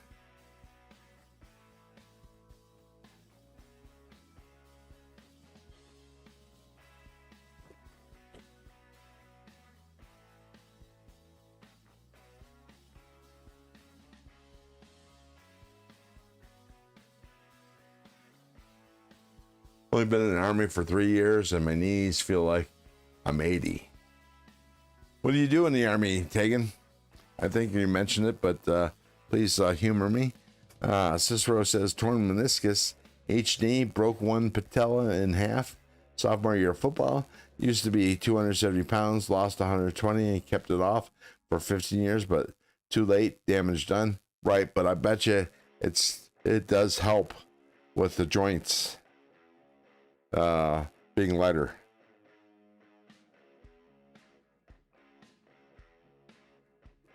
It did help me out a little bit anyways, but walking on the concrete in those safety shoes does me in. Hell, my back is killing me from when I cut my hair yesterday. I must have been standing funny or something. You know, I have to sit there and look like this because I got to see. I'm trying to see the top of my head through my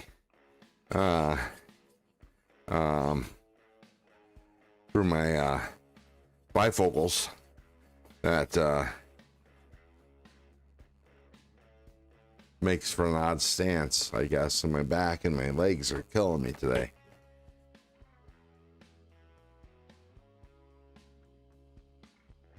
Okay, now I'm just going to deburr, and then we'll move on to the next stone.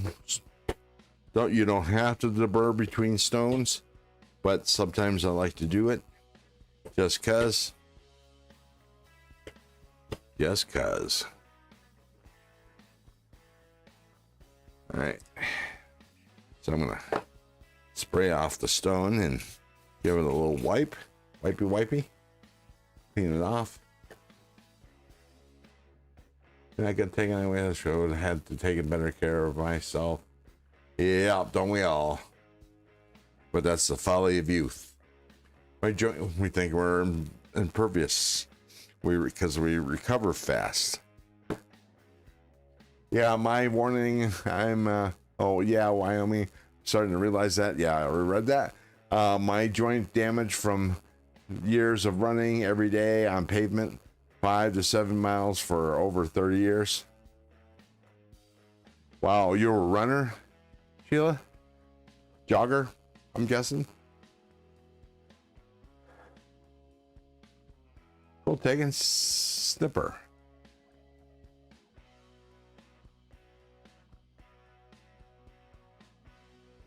Weatherby 308. Is that your rifle? Oh, wait. Oh, I think okay, I definitely missed something.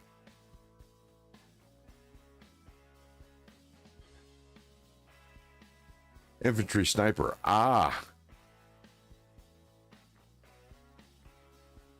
Oh, absolutely. That's badassery taken. Yeah, Wyoming, I'm starting to realize. Okay. So I just missed the line.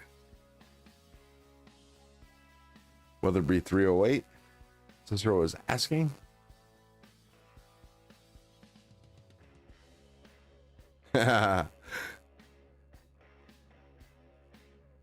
miss running so much. I'm sorry, Sheila. I never understood the whole running thing. I only run if somebody's chasing me, or if I'm missing a bus or a plane or something, and I have to run. Or if I'm playing some kind of sport, I can run. You know, I'm more of a sprinter.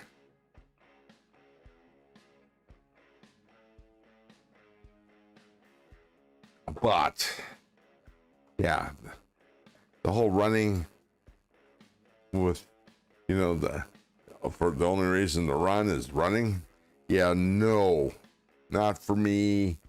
No way, no how. Same thing with walking. I hate it. We'll go with a 400. That's F400. It doesn't equate to American Grit system, but it's a way to tell that I'm actually, you know, moving up. And this actually feels very fine. Very smooth, almost silky.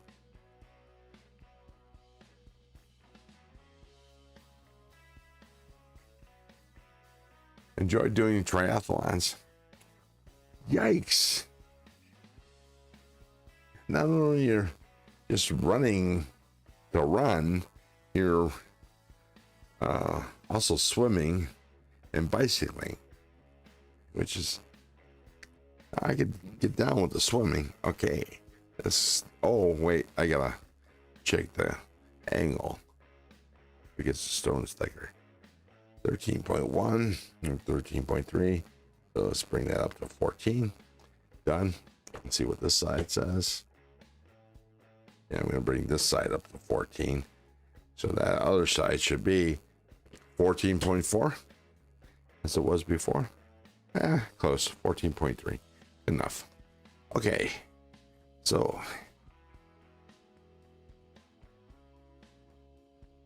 caliper.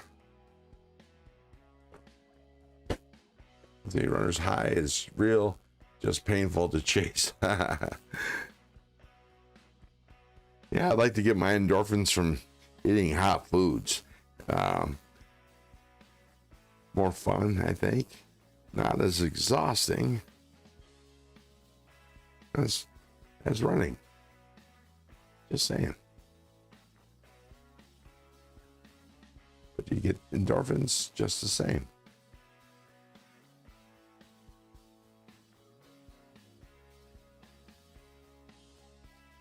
I need a new trade in body. I need a new trade in body. All the years of motorcycle racing and running and cycling to keep fit for racing. Yeah, I can imagine. Yeah, it is, Cicero. After a good run, you get that awesome GIGH. Oh, hi. Backwards or inside out. I have worn this one out. Yeah, I feel the same there, Gareth. I don't know what you do for a living, but it doesn't sound very pleasant. Biking I really loved. Gareth can outrun a hippo. You know, hippos move fast, especially underwater. They're very good swimmers. I went to the Monterey Bay. Last time I went to the Monterey Bay aquarium, they had a tank with hippos in them. And boy, underwater, they are extremely graceful.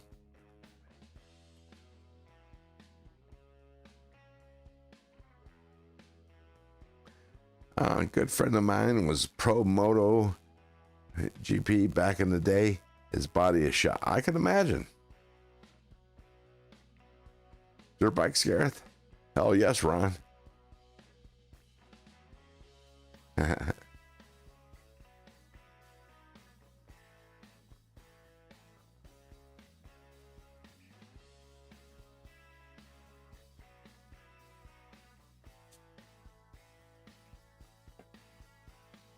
Now, when I go to the Monterey Bay aquarium, you can see where they CGI'd in the fake tank for Gracie, the humpback whale. And that's all I could think of is Star Trek 4, The Voyage Home.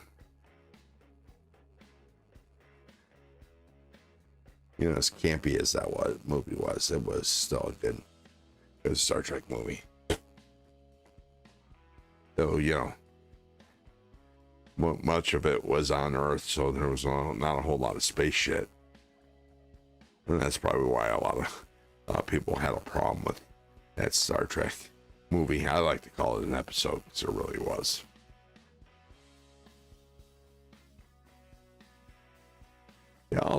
What's y'all's favorite food? Mine's Italian, and my favorite Italian is veal parmesan. That's my go-to. Oh, actually, no, I misspoke. That is what I get mostly at Italian restaurants, because Ossobuco isn't, they don't serve it at all the restaurants. Very hard to find a good Italian restaurant that has Ossobuco. But that would have been my favorite. But following that, it's whatchamacallit, veal parmesan. If they don't have veal parmesan, then I might try something different. But Italian's my go-to. Laugh out loud, McRanger, no but all I need to do to outrun the slowest person with me. True that. Are hippos carnivores? I know they're herbivores, or at least they might be omnivores. And I'm pretty sure they eat vegetation mostly. Meat is my favorite, Wyoming says. Nice. I was a Next Generation kid. Gotcha, same thing. So, same. You know, they repeated a lot of different types of episodes from the original series. And the new Star Trek is doing the same thing. You know? But I did like, I was stationed in Germany when Star Trek first came out. Actually, I was there for during the first 2 seasons of Star Trek Next Generation. Somebody went home on leave and brought back copies they made, videotapes they made of recording Star Trek episodes. And I'll tell you, the first 2 seasons of Star Trek Next Generation was hard. Was very hard. You know, it didn't get good until Wrecker grew a beard. That's all I gotta say. And Tasha Yar, I was not a big fan of Tasha Yar. I actually quite enjoyed her demise. Just saying. Just saying.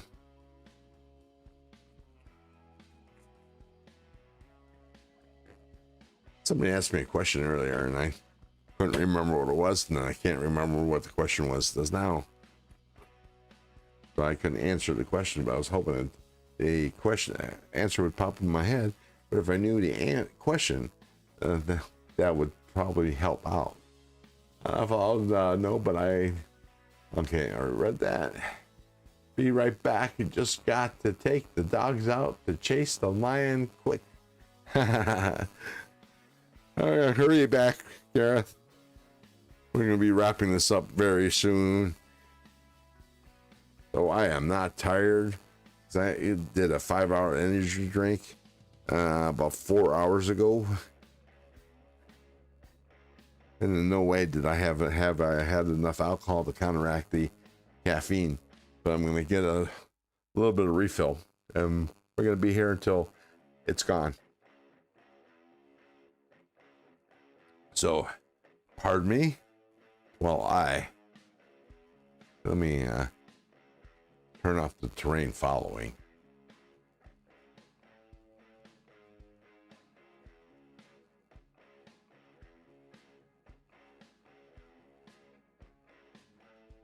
So the camera doesn't get up and point at the ceiling.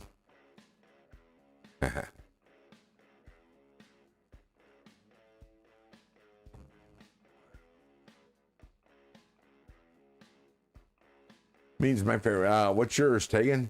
Tegan, either steak or elk. I like how you think as far as the steak goes. Elk, no, not so much. Nothing like a good steak. Tegan, definitely Wyoming. I love a good cooked steak. Me too. I like my medium rare to rare. I think a lot of these steak restaurants undercook their meat a bit. So that's why I go with medium rare.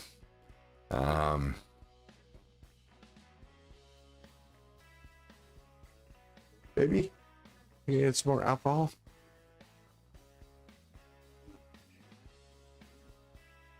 Oh, I'll get it now then. Yeah.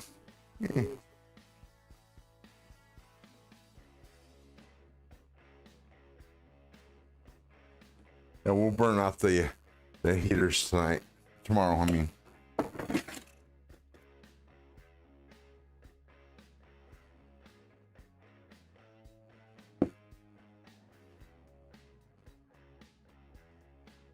Yeah, that's, wow, it is, you know, because it's warmer in that room. It is chilly out here.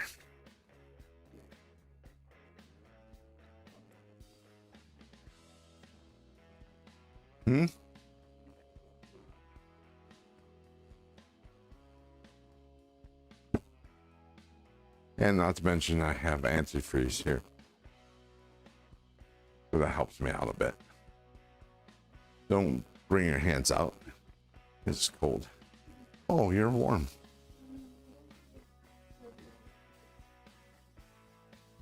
But you're not too warm, so that's good. Not fever. Yeah, my mic's on.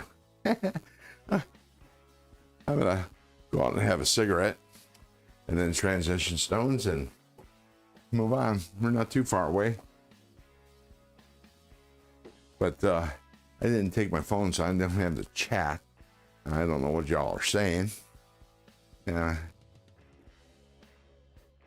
Nothing like a good steak. Definitely Wyoming. Okay, didn't miss that. Game needs to be taken good care of to be good. Yeah, I can imagine. I aged my wild game for a week before cutting it up. Patrick Stewart's take on Picard taught me a lot about how to carry myself as a man, and paired with my grandpa gave me as a child. Yeah, I can see that, Cicero.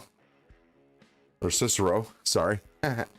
They're herbivores, just very grumpy animals. Yeah, but they're big and they can enforce their grumpiness.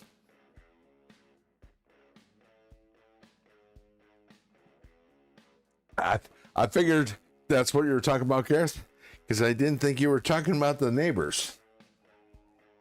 The human neighbors, that is. All right. I'm going to take another smoke break, then we'll finish up this knife and my refreshed drink. But I think I'm almost done with this stone. Ready to move on.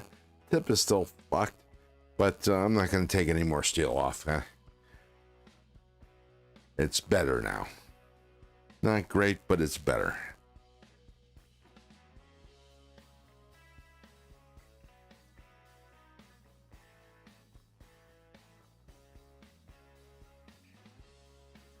Bradbury had Stewart read the Horatio Hornblower novels to map out the character. I read those books in my youth. Beyond useful. I haven't.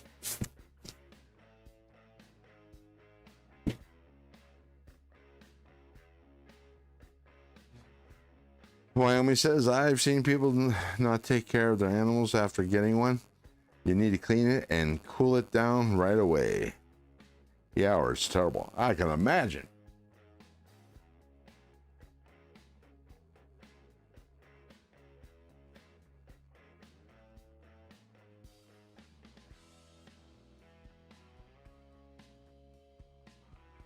I'll tell you, there's nothing like eating a well-aged steak. There was this, I left my knife in a, damn it. Oh, anyways, at a restaurant in Vegas, I think it was New York. I forget what the name of the restaurant was, but they had dry aged their beef 30 days. Nice patina.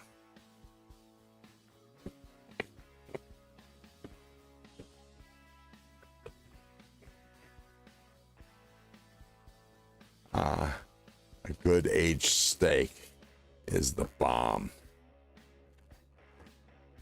Truly is. I don't know about wild game, but it's really chilly outside. Thank God I'm only going to be out here for like 3 minutes.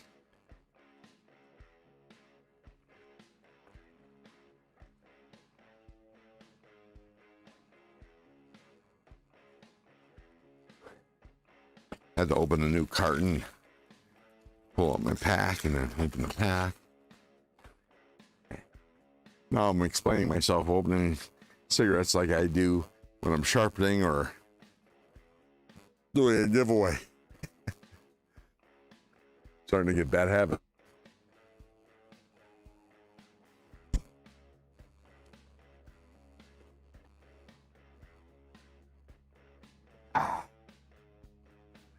Okay, back to the chat.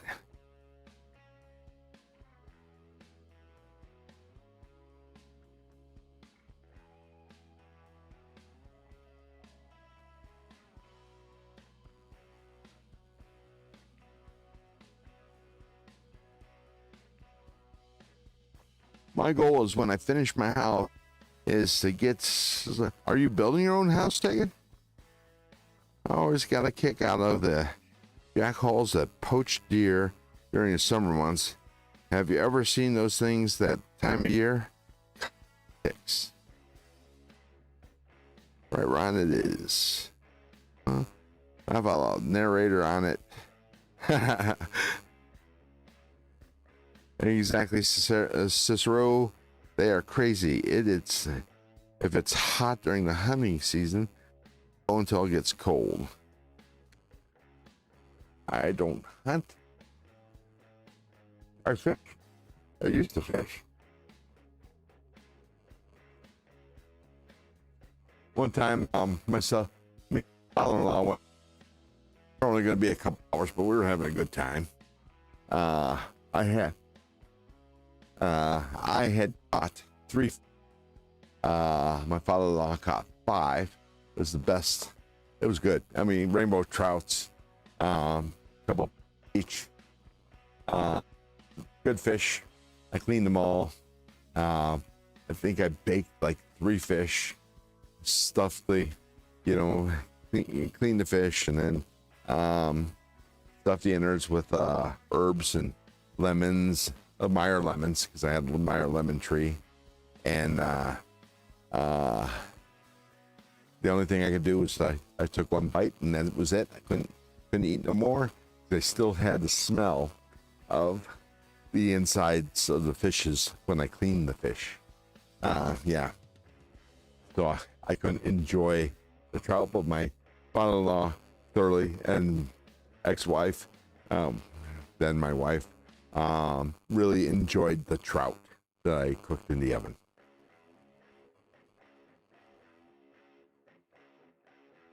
But yeah, I'll tell you, the bite that I had was good.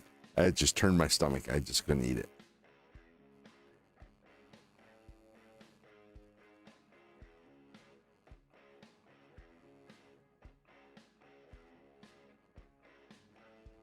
Megan said, I already raised chickens, ducks, and pigs.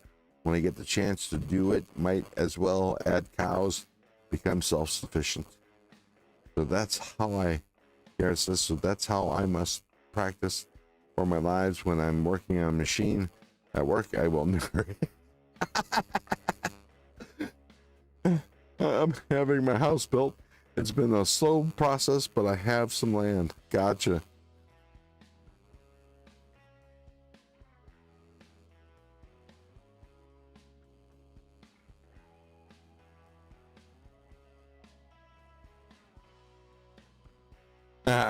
Love all Ron here. I love you, but you're a wuss. I am, as far as food goes. I don't eat weird shit. It was all the only wild game I've ever eaten was I took that. I've eaten trout. That's fine. I can eat wild fish as long as I'm not one that's cleaning it just before I go to cook it. Had it been a couple days between cleaning and cooking it, I would have been all over that fish. I had pheasant, which was not pleasant. It was dry. At a wild game restaurant in Germany, and the same wild game restaurant the next time I went, I had wild boar. It's the shit. I can get behind some wild boar because it's like the best pork I've ever.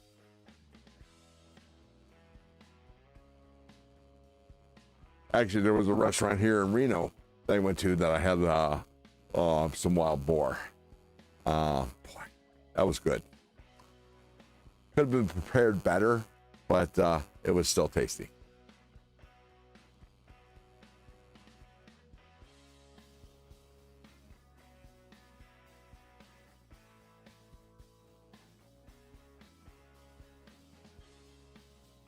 Hey, Kurt White, welcome to the nest. Oh.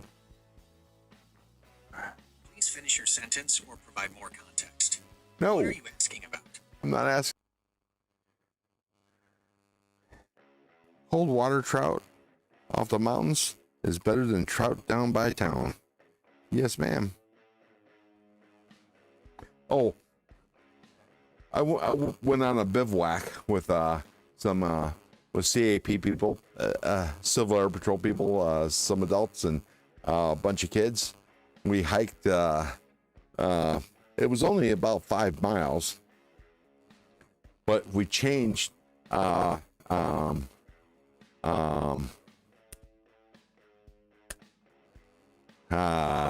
elevation by a couple thousand feet, and yeah, so that was a hike. Carried everything on our backs, and I brought my fishing gear, and fished in the lake. It was a small bear, or little bear lake in the Sierras. Was that beautiful? First time I cast out, got a bite. Boy, that fish was a fighter. I brought it, it ended up being a brown trout, but it was only 3 inches long. It was a fingerling. But boy, did that fish put up a fight. I took my out of its mouth, let it go, and cast out again. I swear to God, I caught another fish almost immediately. And what a fighter that fish was. And God, that was fun reeling that thing in. And I brought it in, and I swear to God, it had to have been the same fish. It was the same stupid, dumbass fish. It was the same size, everything. It definitely looked like this. I think it was the same fish. It had a lot of fight in it. All right, time to go in.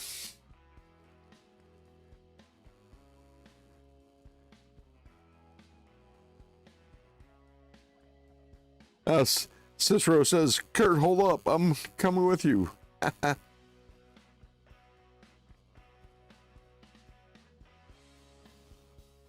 Boar is a big game. It is a little gamey, but it tastes like pork. What's gamey to me is lamb. Lamb is too gamey, unless it's cooked Mediterranean way. The Mediterranean spices and herbs and lots of garlic. Well, turkey doesn't have white meat. Really? Huh. Blue pill and crappie are delicious. I'm thinking you meant bluegill. I call bluegill bait stealers. They're thieves. They like to steal the bait off your line when you're trying to catch bass or trout. I'm not a huge fish person, but just about anything that walks on four legs that are gonna fly is all on the menu. Yes, Cliff, they are delicious. Walleye pike. Never had walleye or pike. We love our game meat here. Yeah, I bet you do, Gareth. You're in the land of wild game. Sometimes cheaper and definitely healthier with less hormones and rubbish in it. Yeah.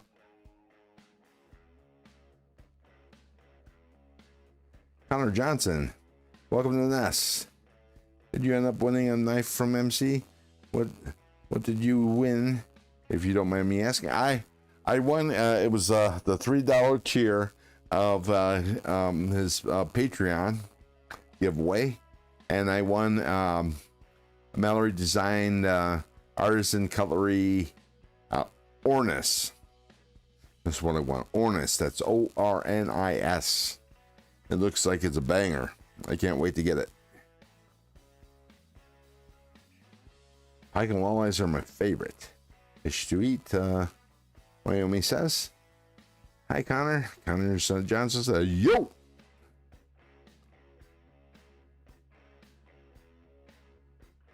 Sheila, Dolly, Barden are amazing. I'm not sure what that is. So are Burbat. Don't know what that is either. The Sierras. The John Muir Trail is my bucket list. It's nice. Very nice.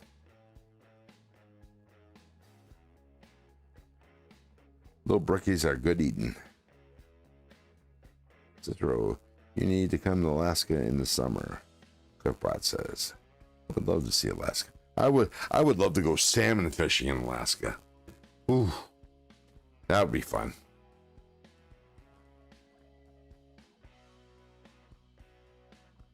Bring home some smoked salmon. Yummy, yummy.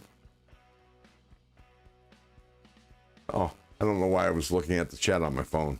It would have been faster and more efficient for me to do that on the chat. So I can continue sharpening. Yeah, I think congratulations, you Ron, brother. But I didn't congratulate brother and enjoy that knife. Yeah, you did. Yes, you did, Mick. Ron, I make custom fishing gear. Nice. Nice, congrats. I had meant to do a Patreon thing this week, but I got busy and spaced it. Laugh Out Loud smoked salmon does sound good. Yeah, I love any kind of salmon. And my favorite sushi is salmon. Oh, hell yeah, Cliff. Nice, I'm caught up with the chat now. Let me go ahead and try to finish this stone off.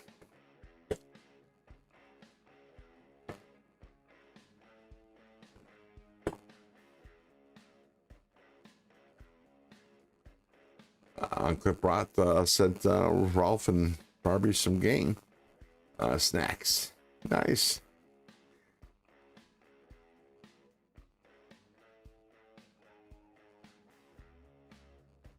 Golden trout, I like eating salmon. I've never had golden trout. I've never seen one. But that sounds cool. Here, they have a fish that they actually, when John Fremont came through here and surveyed the area, he called the fish salmon trout because it was trout-like fish.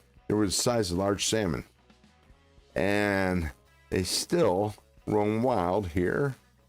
My understanding, I haven't been fishing. Well, after my divorce, I had to move out the house, and I accidentally left my fishing gear. That was over 10 years ago, and unfortunately, I never acquired new fishing gear. The steelhead, Ron. Okay. Gotcha.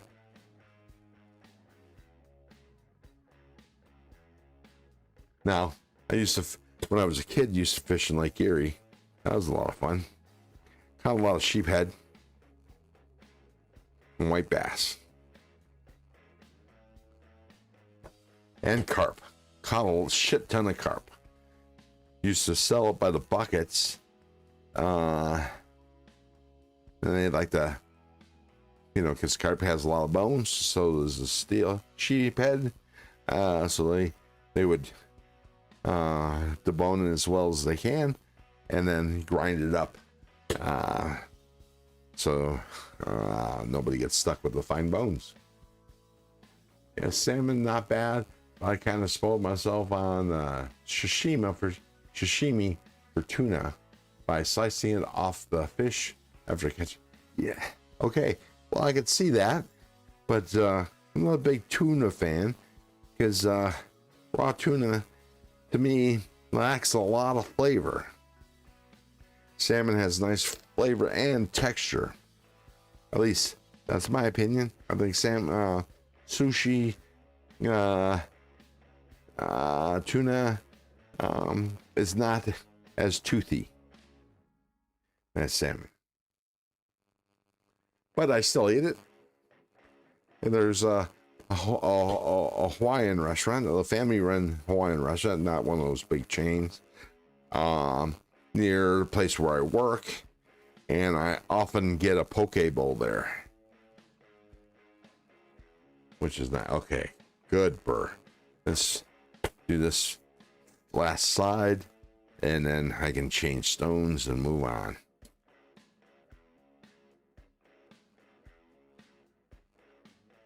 A little more here.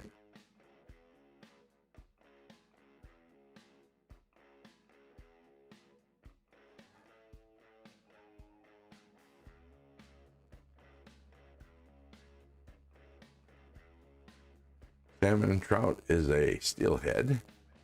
Well, here they call it salmon trout, but it actually is something different. It's a big fish, my understanding. I forget what it's called, but it actually has a different name. Mississippi stretch of Wisconsin, we have sand sturgeon, aka hacklebacks. Look like aliens, but cut like tuna for steaks. Are they big? Because I know this sturgeon here are actually in California, and the San Pablo Bay were pretty big. I've never seen one, but my understanding is they were huge.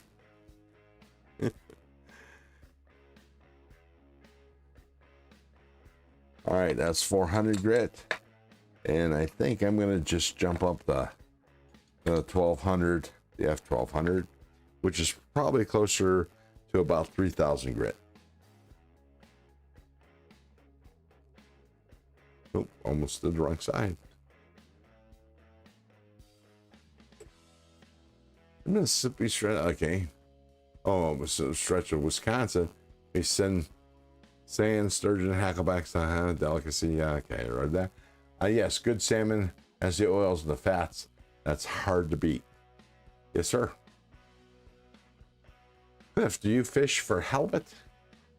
Yes. I'm not a big halibut fan. Don't like the tooth, don't like the taste. I've eaten it plenty of times, just not one of my favorites.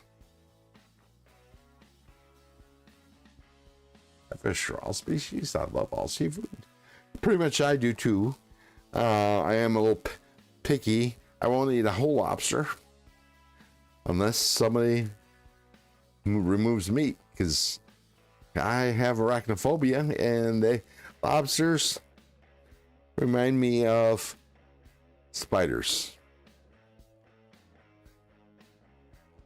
I think they are of the arachnid family, so there's that. But I love me some lobster. That's my favorite seafood for sure. Sea bass. There was a restaurant in the Bay Area called Horatio's. It was on the San Francisco Bay in San Leandro, and they had this dish that was macadamia nut encrusted mahi mahi with a beurre blanc sauce, served with rice pilaf. Oh my God. That was so freaking good. I used to get it every time I went there, and you could even order it when it wasn't on the menu. They took it off the menu, but so many people kept on ordering it. They kept at it, but it just wasn't on the menu. Boy, holy crap, that was good. Ooh, you can't see how shiny this is. This is shiny, mirror-like finish. All right, we'll go one more time all the way around, and then because this is my finest stone, then we'll start stropping.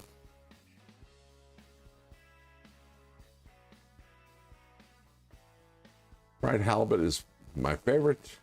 There's Louie. Oh, Louie! Welcome to the nest. I didn't see you come in, you sneaky son of a gun. Cliff Roth, lean cod is better than halibut. I'll tell you, when I get fish and chips, cod is my favorite. Just saying. Pick ass, sea bass. I love cod. Oh, I love my, which also goes by dolphin fish. It's an ugly fucking fish. My son, we went on a cruise. My then wife and son went on a cruise to Mexican Riviera, and I think it was I forget what city it was. We were in dock, and Christopher and I went on a deep sea fishing excursion. Unfortunately, it was after a bout of drinking a lot of tequila, so I did get a little seasick. But my son didn't drink as much as we did, us adults. He was okay, but so I didn't bother to fish. It was kind of a lottery thing. There was 10 of us. We each got a time period, and I gave my time up to my son. He had hooked a fish, but it got off the line. But one of the people on this deep sea excursion actually caught a dolphin fish, my, and that was fairly good sized. That was cool. Beautiful colors on my, by the way, but ugly ass fish. But they're good eating. He's good eating. Another way I like my fish prepared is to be breaded and fried and then served with a green curry, a Thai green curry. The breading absorbs the green curry and makes it so silky. That's good. That's good. What's that deep sea bass in Alaska that the eyes pop out from decompression? Yellow eye rockfish. Y'all eat those? Yes, he says. The best thing I ever ate was a pistachio crusted grouper. Ooh, and fried leeks and oven fresh potatoes and Grand Marnier sauce. That sounds good. And a cup of fresh seafood bisque. Nice. That's a meal. Lean cod are good. Yum McRanger. Use panko breadcrumbs on the fish. Grouper is my second favorite. Dudes, now I know it's not grouper, but if you go to whatchamacallit,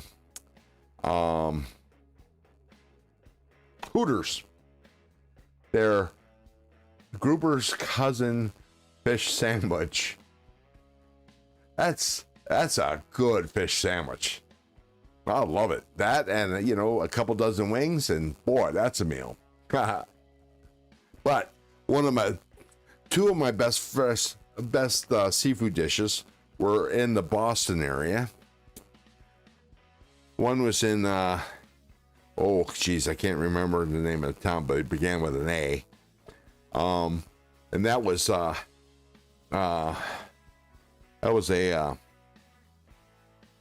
some kind of lobster dish. It was like a lobster casserole. And when I first got the dish, I was like, damn, that dish is small. And, I couldn't see any lobster in it, because it just looked like some kind of sauce or soup. It was actually 2 pounds of lobster in that dish. And my God, it was good. And the dozen oysters that I had as an appetizer was fantastic. I ordered the oysters for the table because my other fellow employees were there, and nobody wanted to partake of the oysters, so I was stuck eating the whole dozen myself. That was sad. But my other favorite dish was served at a Boston restaurant right off the ocean, or actually off the bay. And that was at a restaurant called, I think it was called Jimmy's. It was a has-been restaurant. You could tell by the decor, but they had a lot of pictures of famous people that's eating there. And they take a picture and they put it up on the wall. Many different presidents and movie stars and whatever. But anyways, I had a seafood casserole that was served in a lobster bisque sauce. I was seriously, both dishes were to die for. I had it.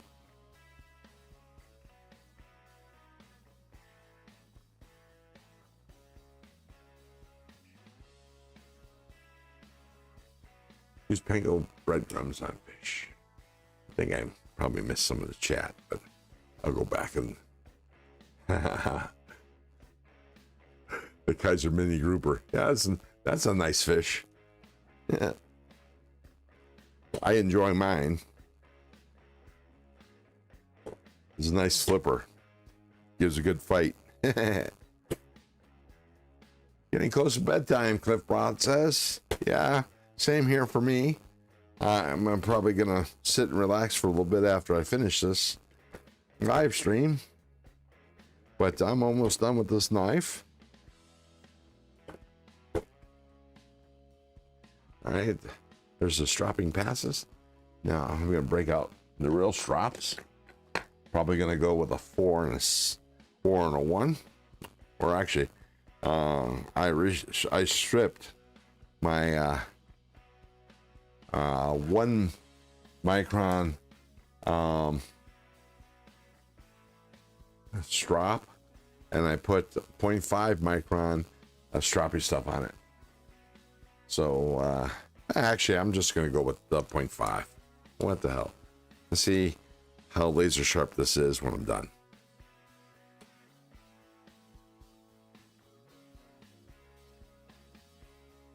Okay, straps on. Let's check the angle. 14.5.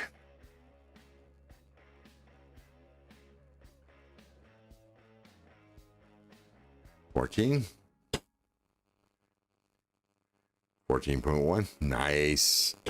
I love it when a plan comes together. Okay, let's drop this bitch.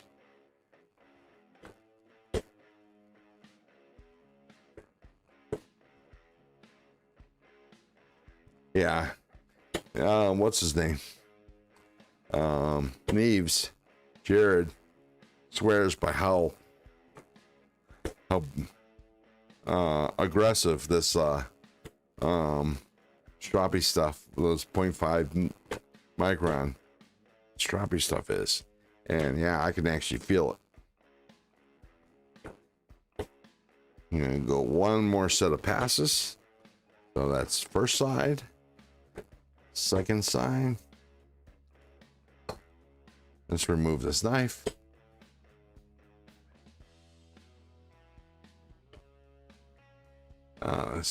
We had a bungalow in the Hamptons when I was young, and we would catch delicious red snapper.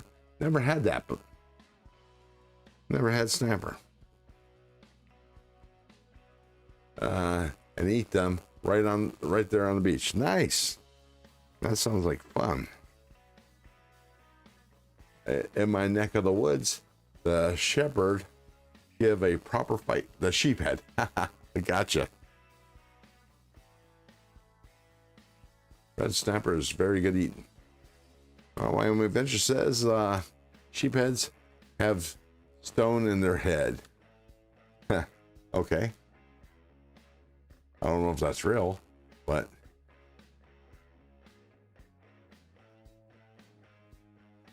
Cicero, I was right the first time. Cicero in our green coconut curry with veggies. I love green curry. I finish my blades by hand. Better tactile response. For me, anyways. On a bed of Thai jasmine rice, Cliff brought.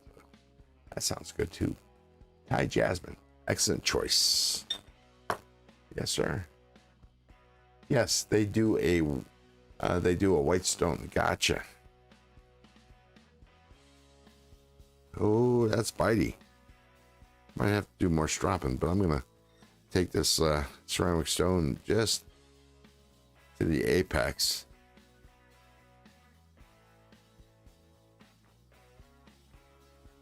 Just to make sure it's deburred.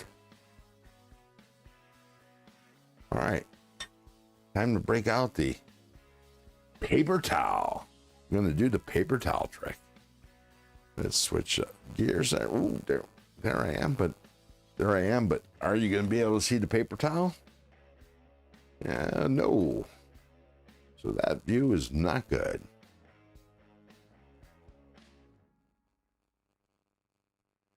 me see this one.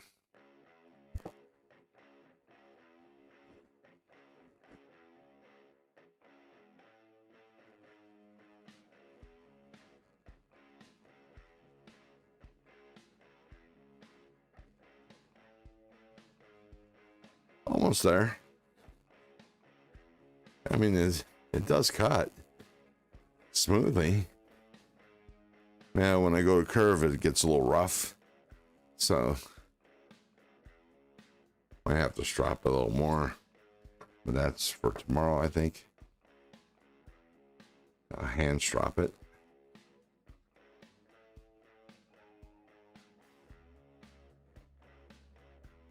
Yeah, that's a little better. Let me try stropping this a little bit with my hand with this little mini strop. Try not to cut myself.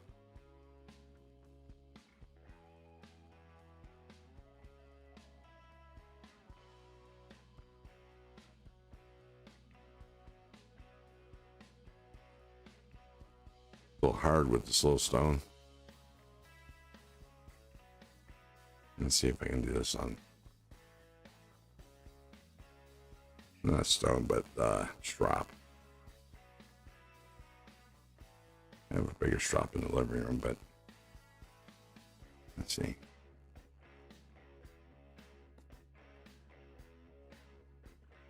I got enough for tonight.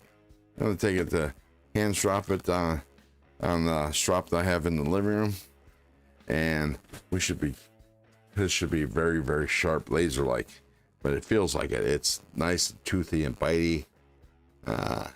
Yeah, that's good. And the tip feels much better, though it's still maybe come out totally in the next sharpening. But I'm not gonna pull any more steel off this knife. You said Reno, so by salmon trout native you mean cutthroat or kokanee, I guess, but that's an actual salmon laugh out loud. I don't remember. It's they spawn in the Truckee River and live mostly, I think, in Lake Pyramid. But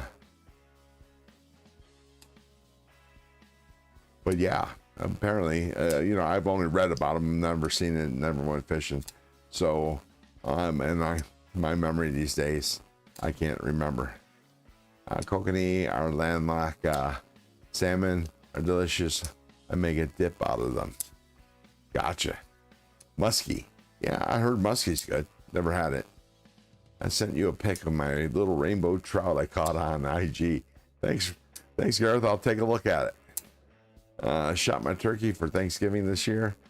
Scared the crap out of everyone at Walmart.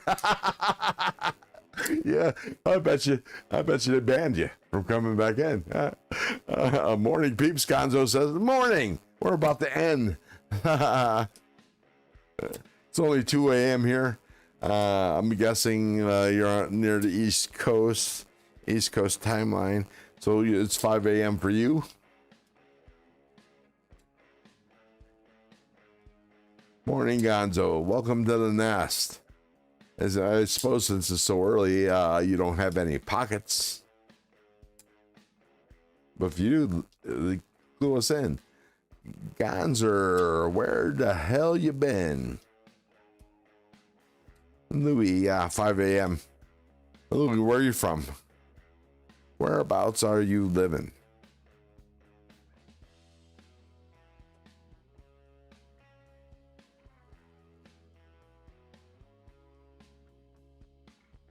Carrying my McNeese 3.5 today. Oh, gotcha. Nice. I like the McNeese. The whatchamacallit, the damn snobs kind of put their nose up the McNeese sometimes. Some of them do. Which is a shame. I actually like them. At least I like the looks of them. Never held one in my hands, though. Need that Dixon. Ooh. Get a Dixon cider.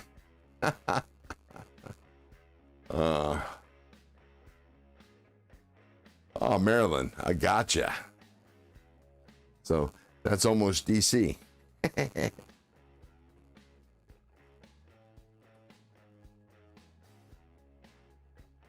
Yo, says McRanger. Good to see you, Gonzo says. Or no, yo, McRanger says the Gonzo. Good to see you. I need that Dixon. Gareth HB. If we go fishing and don't catch anything, we go to my wife's shop and throw a fish to each other. They can say we caught a fish for the day. Nice.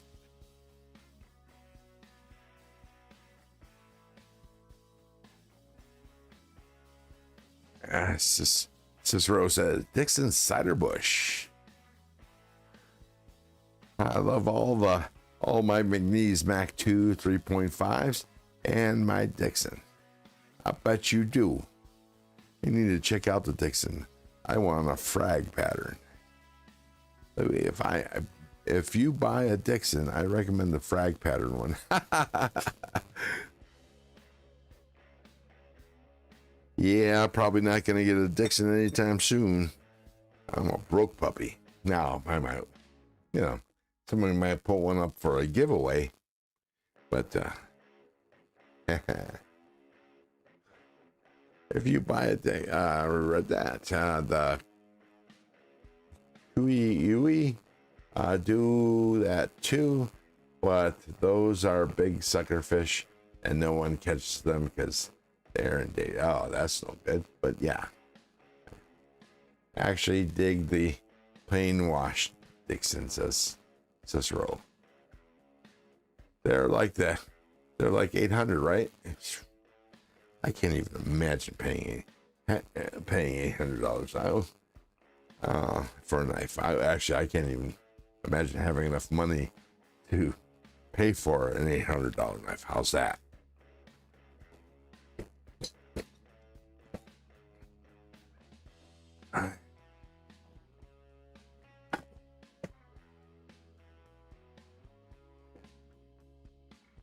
TS Profits put away. Let me put, oh, you can see that up there. So that's cool. Put this back in place. And we can chat for a few minutes while I wind down. Probably go outside for another smoke and then call it quits. No way can I buy knives like that, says Wyoming. Yeah. I feel ya, Sheila. Really do. I'm still trying to save up for the Manganus Aurelia that he's going to be dropping soon. I think I'm going to fail. I only have 60 saved up right now. It's going to be a $380 knife. So I'm going to fail badly at that. Now, if I can get another $100, then I can sizzle it. But I have to make sure I have my stupid tri-stash paid off. Because that's the only way I was able to pull this one off. Let me switch to that. There we go. That's the only way I was able to buy this knife. But FOMO got me on that one.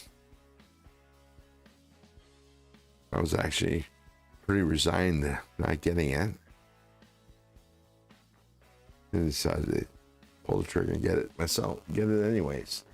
And my girlfriend, Colleen, where is it?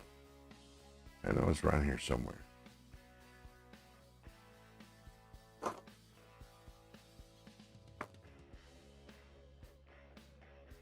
What the hell did I do with it?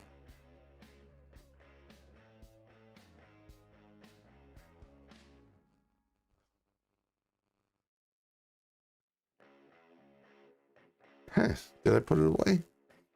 I may have put it away.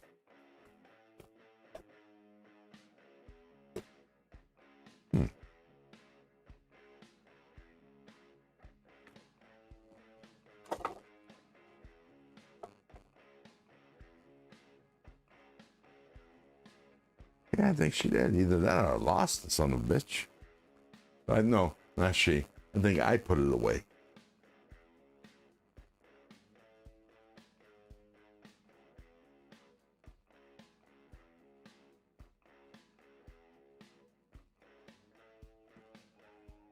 Oh, man. That's a bummer because I wanted to flip it a few times. That's a shame. Knife I'm talking about is the Terry Orlock. Well, no, I got the box right here, so the Orlock is not in the box.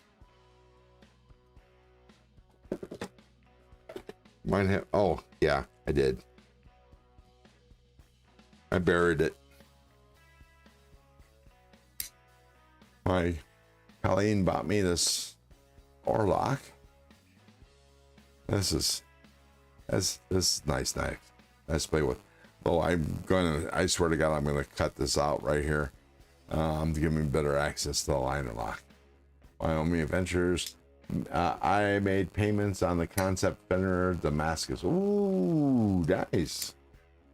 Ever finance a tattoo? 3 more payments and this baby's mine. Nice. Nice. What'd you win? At Cliff.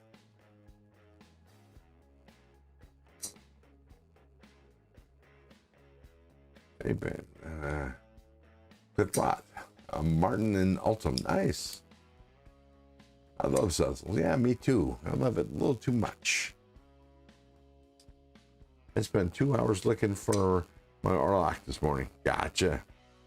I love this rock pattern. Look at the texture on that bad boy. So, cutting out the, this right here is going to actually ruin the color. I'm going to have to re-anodize this. How do I like the Tri-Stash? It's a thin blade. Great action. Definitely like the Ultim. I had tried to reverse flick this out in the garage with my left hand, which I can do. I don't know if while I was not paying attention or whatever, but the knife flew out of my hands and I damaged the blade, the tip. So most of it I just sharpened out, but there's a little bit which will probably come out the next sharpening, but it's only the tip. Just the tip. But I do like it. I'd be curious to see how they what the action's like on the titanium versions.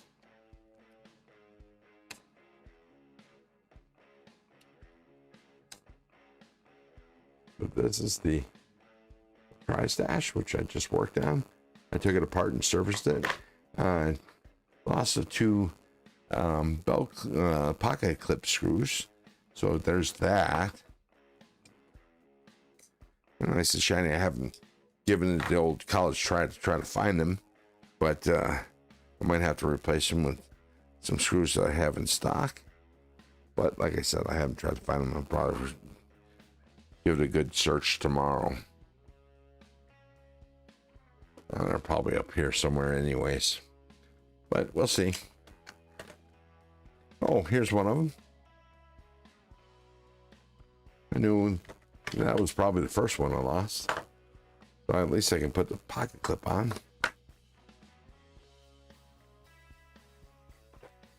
Oh, yeah.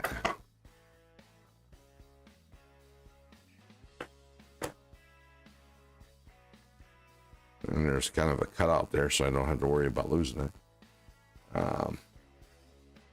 And like I said, I'm sure the other screw will turn up.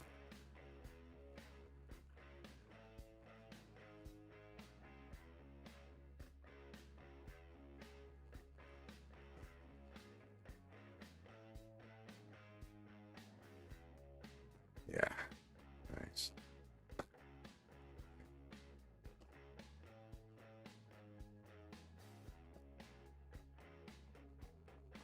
And as you can tell, I'm not really torn up about the fact that I lost these 2 screws because standard screws, they're in set.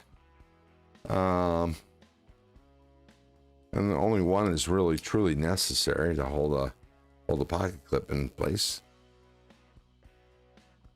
But yeah, I just did that yesterday, Gonzo, with a Stiffy P. What the hell's a Stiffy P?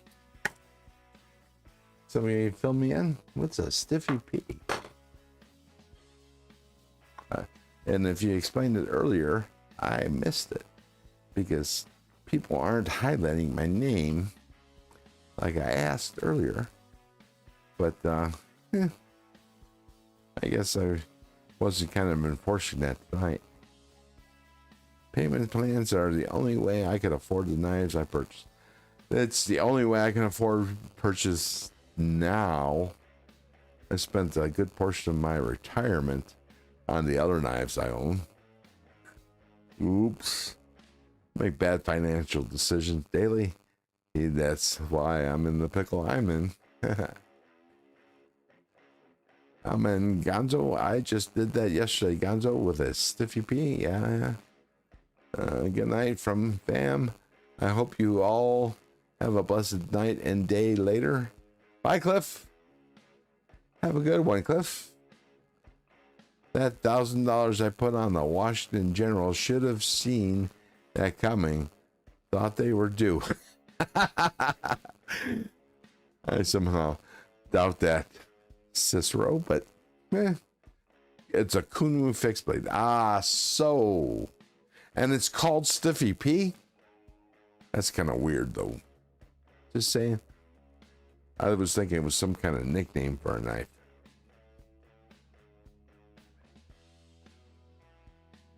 Yes. Sheila says, okay, peeps. It's not too late for me, but I am going to be winding down for another hour or so. Maybe have a little bowl of ice cream. So I'm going to bid you all good night. I could never bet big money on any game. Yeah, I hear you. But I do play the lottery as well. Here in Nevada, we don't have the lottery. But if you take the freeway up towards Susanville, there's a little gas station area. It's called Hallelujah Junction. It's a junction where you could either go north or go west. And it's about a quarter ways to Susanville. Anyways, it's actually a shorter distance than that. It's probably only an eighth or a tenth of a mile closer to Susanville. But anyways, a tenth of the way. But I go up to Hallelujah Junction, which is in California. So it's only like 15 minutes from where I work. So when the feeling hits me or I hear the big jackpot, I drive up to Hallelujah Junction, buy some lottery tickets. The last $40 I spent on lottery tickets garnered me a winning of 12. It's a losing proposition there, but I got another 12 that I could put on some more numbers for another jackpot. I'll probably facilitate that with another $8. So I'll put $20 down. And you can't win the lottery if you don't play. And because I was in my mind's eye with my eyes closed, I missed the hippos and the giraffes. By Gareth. Nice. A night, Ron. Gareth says, keep well and safe and all sharp. Thank you, peoples. Thanks, Ron. Good life. Thank you, Sheila. Thank you for your help. I appreciate it. Again, I love my mods, and your work will be related. What? And Colleen shouted good night rather than a post. Jackpot Junction. Hallelujah Junction, but yeah. Anyways, good night, everybody. Keep your blade sharp and your wood hard. We'll see you on the next one. Bye, folks. See you in TCAL. Bye-bye. Bye. Hey, what are you guys still doing here?